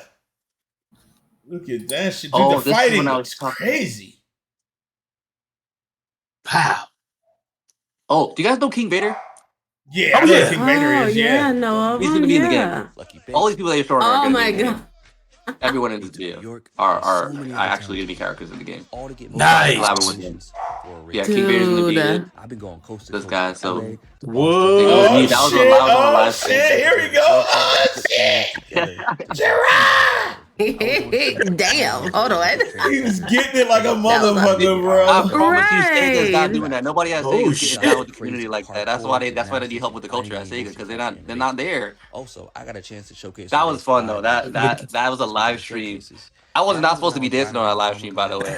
I was supposed to just be doing my motion capture. But I was like, let me get in here. That was happening. I was like, let me hop in real quick. Let me get something. I finally quit my job and work. See, that's I had dope, to hop man. in. That's so fucking dope, dude. So, you know. Just all of these, dude. I've clicked on every last one of these videos. You know what I'm saying? I saw some that you liked this shit. You know what I'm saying?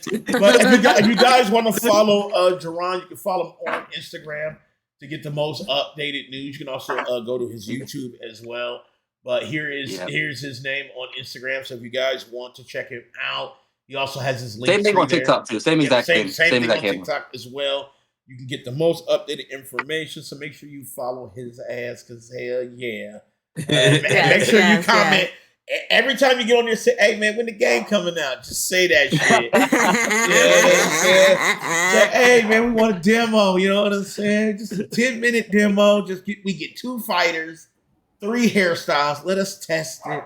Let us kick 3 kicks, and we'll be satisfied. Man. Click on that character customization one day. No, I think we saw that one. Yeah, I think did we see that one? I don't know, probably. Let me think of a good one. Also, actually, a good one. If you close this real quick, I don't know if you guys want to see like BTS. Like scroll up. We started doing some lore stuff. So some cinematics. If you scroll up, actually, no, scroll down. I probably put it lower down. It should be a clip of a girl wearing a motion capture headgear.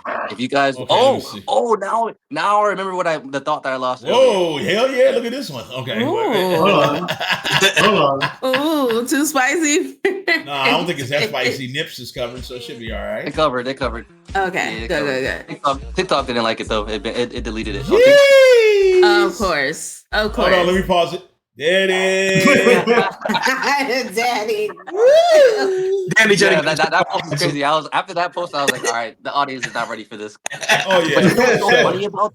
What's so funny about that is, as an artist, I forget like I look at naked bodies all day. And it doesn't phase me because I'm modeling it. It You're doesn't, right. you know what I mean? It's just like my art. But I forget that other people. When I first posted, it was so funny. Have you seen the comments on that? Like, go back Hell there. yeah, Look at the hell yeah. comments. You go to the comments. I was looking at the Like I just motherfucker. I was opened the looking at app this and shit. got jump scared. Like people they were flipping out. Like whoa. He said, "Why is Like I just porn opened on my Insta?" He said, "Yo, this is a masterpiece." Take your time. This is a masterpiece. Yeah, as is. Where Yes. is it on PS5? We all got the questions, everybody in the chat. You know, so where we need to touch it. I want to touch it. I need this game. Yeah, I want to fucking touch it, man. You know what I'm saying? So yeah, Oh guys. wait, go scroll down one more. King game. Actually, you wanted to scroll down. Scroll down. So you said you wanted to go down more. Just because if you wanted to see this hit, go to the left. Yeah, always to the left. This one right Those here? buns. Yeah, the buns. Okay, here Yeah. we go. Let's see it. Here we go. You wanted to see that Wow. yourself. But it's just, Ooh. yeah, that's one of my Look how actually one of my amazing. favorite hairstyles. Look, let me go to this one too. Going. Yeah. I was waiting for that. I didn't go here. That's why I wanted you to click it. I was waiting for that. Okay. Oh, I love it. Wow. She's so cute. I love her. So, fun thing about this video, right? She That's the thick, video, that too. interesting clip. If you look at the initial clip, that's when I was experimenting with different texturing styles, and people freaked out because it was a different texturing style. I was trying it out. The clip right before. Look how cool that looks, though. See, this Oh is my doing a different texturing style. God. People freaked out. I Let's love see. that. So, Oh, click on that one. New hairstyle. go to the left. Go to the left. Go to the left. You see the girl with the motion capture suit? So, yeah, with the Oh motion wait, capture. something Go down. happened. I don't know Go what down. happened. It's like kick me out the damn page. Here we go. All right. But you could see a picture of a girl with like a helmet on. Let's see. Going down. So this is just a little take that I did. So turn the volume up for this one. Oh, this lady right It's here. not official. Yeah. But before you click it, though, let me explain. This is not official audio by any means. Yeah. Pause it real quick, just because I want you to hear. Yeah. So it's not official. It's not official audio by any means.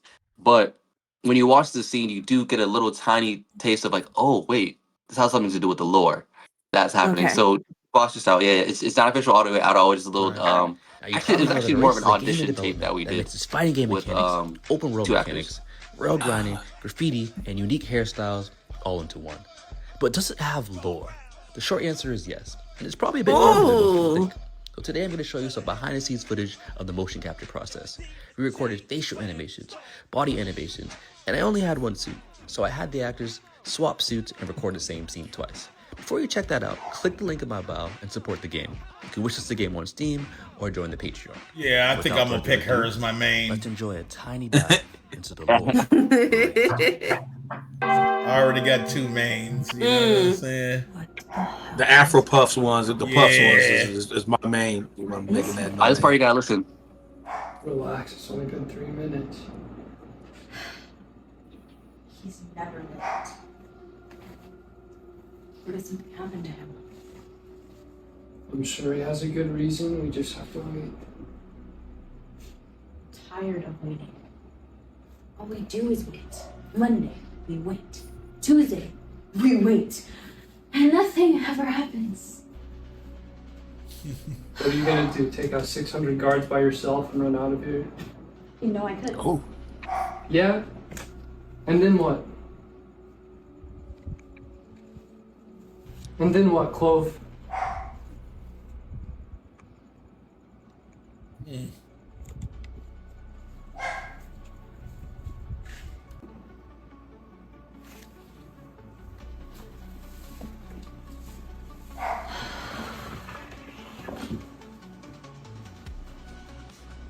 And then we reset. Yeah. And then we reset. And everything we worked for was for nothing.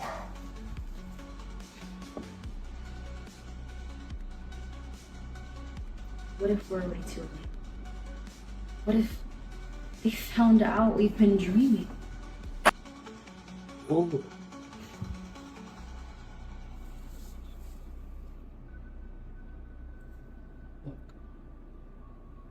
I know there's a world out there.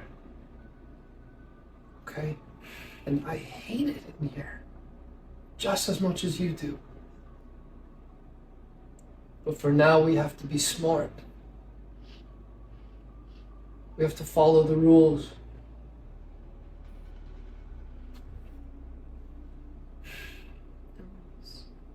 Yes, the rules. And what are the rules? Come on, say it. What are the rules? Walk backwards. Say it louder, Clove. We walk backwards at night. And We sleep during the day. and most importantly, We never ever dream. Oh shit! You're not Does supposed this to game have dream. a storyline? Now you probably know This shit is so fire. Oh shit! Jerron, I love it. I can't spoil too much, but when can we play it, bro? You know what I'm saying? Like, I just want to Where's see the it, games? dude. I'm turning it to your comment section. When can we get the damn? Got a lot out of the comments. When we get in the game, you know what I mean? That's right. When do we get in the game? I want to see them cheeks on my fucking computer. Dude. Yo. You know what I'm Hey, saying? actually want you guys' opinion on something. Yes. So for one, yeah, that's a little tidbit of the lore. I'm not gonna spoil too much, and I'm also gonna start posting a little more clips about the lore coming soon. Two, I'm planning on trying. I haven't announced this yet to get a demo out December 25th, around there, That's around good. Christmas. It's a good Demo. time. Mhm. But what I'm thinking about doing for the release, I might do like a smaller demo before I do that, is releasing the game in chapters. And the reason why I'm thinking about releasing it in chapters is because it is very lore based, but obviously as a indie game, they did this with like the Tall Tale, the Walking Dead game. Oh yeah, I don't Yeah. know if you yeah. guys ever played Yeah. that.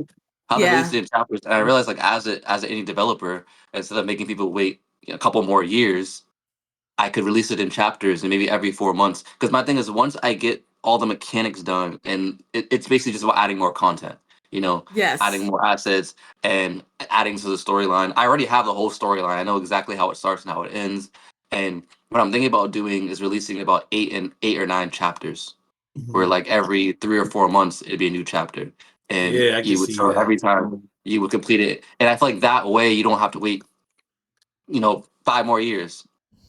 Maybe one or That's two. nice. That's Wait, my hold thing. on, Jerron. You know how many early access games we all own together? Oh man, You know says what I'm King. saying? Let him cook. Let him Dude, cook. I mean, no, I get it, but I'm just letting you know that shit is hella supported.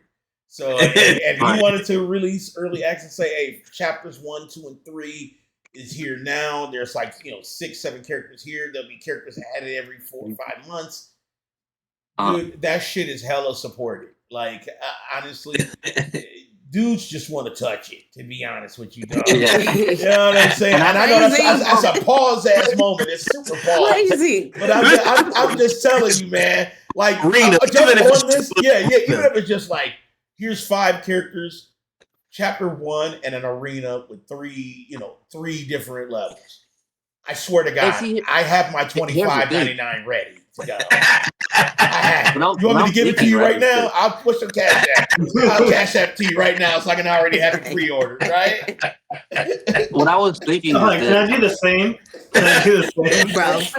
you can wish list it. You can wish list it on It's already I wish already listed. wish listed. I'm trying to give you the cash. You know what I'm saying? So, You got $2 million? I do. I just want to make sure I got access to that goddamn early access. Yeah, you can test out the game, do whatever you want. Do what you want. Dude, that's fire, though. Is it? That's what I'm thinking though, right? Because it's a little bit different than a typical just early access. 'Cause a lot of times early access is like, they're not really storyline based games Yeah. that often. So it's just like the game is there, you're just adding more features. Yeah. This would be more like a Telltale release. But like once again, it's a hybrid game, but it's not a I Telltale see. game. Right. So it's gonna feel like watching a TV series. Like if you're watching a show and then you're like, oh, season 1 is Okay. dope. And it's always, and the storyline I do think is good. I think you guys are gonna like it. it's gonna be a little bit different than you thought it was. I think ultimately like, oh shit. And it'd be kind of like, there's gonna be some cliffhangers. I ain't gonna lie, at the end of each season, but it's gonna be like, damn, I need to know what's gonna happen next. But you're not gonna have to wait a whole year. It'll maybe be like 3 or 4 months every chapter. But I'm thinking of doing something where like each chapter is not that expensive. Maybe like $6 or $7. But then like when all the chapters are out, do some like, I don't know, some, if you buy all the chapters at once, it's $50 kind of thing. Some I haven't decided the exact price, but I'm thinking about doing something like that. Okay, so me and Brandon need to send you $60 then a piece, right? So we can, so every time we just get the code first, and we'll say, "Hey, platform, we getting ready to debut some shit." Jerron, shout out to Jerron. The new chapters coming out. We got hands-on previews and shit, right? IG in it, right? We need the IG in it. We would love for you to debut your demo here. We would love for you, when you get ready to drop your demo, that you come by the platform and say, look, y'all, the demo's about to be released. We would love to be part of your release also, party. Don't forget my promise. I said that I'm going to do in a year. So yeah, see it. Yes. So definitely. Listen, man, we'll have you on every fucking week, dude. If you want to come on and just give us incremental updates. I might say that secret. I might say that secret before then. All right. One hint that I'll tell you guys. Also, there are a ton of Easter eggs in the game, by the way, and I'm really excited for you guys to find them. I can't tell you that, obviously. I know, because we got to find them. Of Easter eggs, and I think that you guys specifically, especially since you had an interview with me and know me personally, you can be like, "Oh shit!" Don't make me tear up while I'm playing the game and shit, man. Because I know you're gonna have that fucking touching ass story something in there. I'm gonna be crying my ass up. But yeah, man, that's good shit. I'm not, Danny. I'm not afraid to cry and stream for this game. So I know. I ain't either. Believe me, I have wet cheeks all over this motherfucker. So let's go. Let's go. I'm not gonna lie. There's definitely some scenes in there. Like I said, it gets a little dark. It is very, like I told you, the Last of Us. Those kind of games are the kind of things that I really enjoy. The game can make you cry, laugh, and smile all at once. That's a good game to me. So that's what I'm really gonna fuck with your feelings a little bit. Yep. I can't wait. I can't wait. You're gonna be mad at me for a little bit. I ain't gonna lie. There's a particular scene you're gonna be mad at me. And you're gonna have to wait a couple months to figure out what the fuck happened after that. I'm ready. We getting ready to send you that $60 a piece. Just to say, okay, we know 2 dudes on this show automatically get codes somewhere, whether it's a demo or whatever. Hey, you could, get some exclusive items. That's what I'm saying, man. Hey, man, I'm telling you, dude, I need exclusive bow for the hair. I need to throw a logo on there. I need, you know what I'm saying? Look, I got merch. You can get a platform shirt in there. Like, you can buy this motherfucker. I don't want nothing, dude. This is the power. This is the power of being indie, right? Right. I don't have to ask anyone permission. If I say yeah, that's it. That's it. There's it's your shit. That's the one thing I love. I'm like, you know what? Fuck it. I feel like doing some different shit tomorrow. I'm just. It doesn't matter. I can do whatever I want, I love that. That's why I'm worried about the investors and shit like that. But one other thing I want to say. Another thing when I've been thinking about this idea, I think it'll also be exciting because I told you how each world is inspired by a different dance culture. And I'm so excited to release like a little teaser trailer each few months. And you're like, what city is this going to be? Is it going to be Jersey? Is it going to be Philly? Am I going to see Haiti in there? Ooh, is this the Caribbean? You know what I mean? Like, so I'm excited. I think that's how I'm going to do it. I think it'll be exciting. It'll be over a span of 2 years where every, 3 or 4 months, it'll be a new chapter. So it'll be the same thing like when you watch a TV show. Everyone's like, what's going to happen next? And that sounds dope. I know. I would love that. I would love that. And, it keeps you engrossed, too, because you always got something to look forward to, right? Right. I think if I keep one, exactly. Keep staying active on social media, and people will. Little teasers and shit. And it's just like, you'd be waiting for a countdown. Like, you'd be episode 1, and you'd be like, okay, I need episode 2. My goal is to have it so it's not too long. Might be 3 or 4 months, not like a whole year. Yeah. So that's good. That's good. Because then we get a chance to practice with the game and get good at the fighting and shit. And then once we get really good, it's like, chapter 2's out. You already know. Another thing I want to talk to you guys about, another thought that I had. So there's a ton of features that and people always ask me this because I planned this for a long time. Like, how the hell can you do all of these features? Because you're like, I see some PvP in there, I see like some online stuff, I see karma system. How the hell are you gonna do all that? And that's what I'm trying to explain is that I'm releasing it in chapters. So when chapter 1 comes out, there's not gonna be any PvP. I'm telling you that right now, it's not gonna be PvP. But somewhere along the long line, and also I'm gonna make it related to the storyline. I'm not gonna spoil a while, but there's something that happens, say be in like chapter 4, that's relevant, and it makes sense why. Okay, now this is why we're online, and that's why I'm finding a way to make it so that each these chapters can come out piece by piece. You know what I mean? So that's how it's gonna happen. So each chapter is really gonna be something new. It's gonna be new to the storyline, but also it's like, hold up, this is a new feature that wasn't there before. Now, obviously, if you wait all the way in 2 years, you'll just have everything all at once if you waited to buy it. But it really will be like an upgrade every single chapter. Is my plan. Jerron, you already know what I'm about to say, right? I got this $60, right? I need the fucking game, man. I need the goddamn game, dude. But no, dude, this shit sounds fantastic. I did, you know what? I'll be honest with you. We went over, not necessarily over time, but just that shit. We were so interested in the game. Oh yeah, you're right. You know what? Fuck them topics, dude. Your shit was way better than that. Yeah. So, exactly, dude. So, listen, guys, if you want to follow the game, make sure you check out Erase wishlisted on Steam. Let's get that motherfucker all the way up to number 1 wishlist on Steam because that helps him as well. It gets eyes on it and shit like that. Make sure you guys follow him on Instagram. I showed you what his Instagram is. I'll go ahead and show you again just so you guys can check it out. So this is his Instagram and TikTok.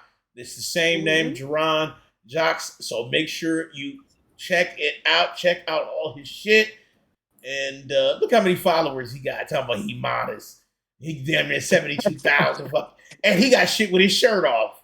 Look at that shit. You know what I'm saying? So listen, guys. Make sure you pull up Jerron, man, dude. It literally has been fucking amazing, dude. Thank you so goddamn much, man. Hey, I want to let you guys know before you go, I really enjoyed this. So I had a podcast interview yesterday, and I had this is probably my 4th one, and I haven't enjoyed it as much as I enjoyed this. This has actually been my favorite. Thank you. Like 100%. Like you said, I don't even know how long has it been. It's just 2 hours right now. We're having a 2-hour conversation about the game and your life, and it's so fucking spectacular, dude. Genuinely had a great time, and there's so many things that are planned. It's like I might get to streaming universities. There's actually a high chance that could happen. So I would love to come back. Like not even a year. I'm talking about maybe even like a month from now to give you more updates. Please. I never told you the thing about Roblox, by the way. So put a pin on that. Put a pin on that. Just like I said, man, the door's always open for you, bro. Honestly, I will hit you up every goddamn first of the month and say, dude, you got something going on? Let's go. And I would something crazy. Yes. I promise you there'll be a story. I know it will. I absolutely know it will. But that shit's so fucking amazing, guys. Shout out to Jerron, man. Amazing dev. Super insightful individual with a lot going on and a lot of beautiful ideas. So make sure you check out the game Erase. We gonna get the hell up out of here because the wifey done pulled up. My stomach growling a little bit. You know what I'm saying? Yeah, I know. We still got to give Jerron the $60 a piece so we can knock our shit. So make sure you guys pull up. Shout out to Bella. Shout out to Dave D. Shout out to Brendan the Whole Man. Shout out to everybody in chat. I know y'all was chatting and talking and shit, but we were having a conversation, so I couldn't get to everybody. But I really do appreciate it. Thank you guys so much. Once again, the game is called Erased. You can wishlist it now on Steam. Check out that melanin. It's too beautiful to not pay attention to. And we will catch you guys on the flip side. All right. Love y'all. Peace. Peace out, y'all.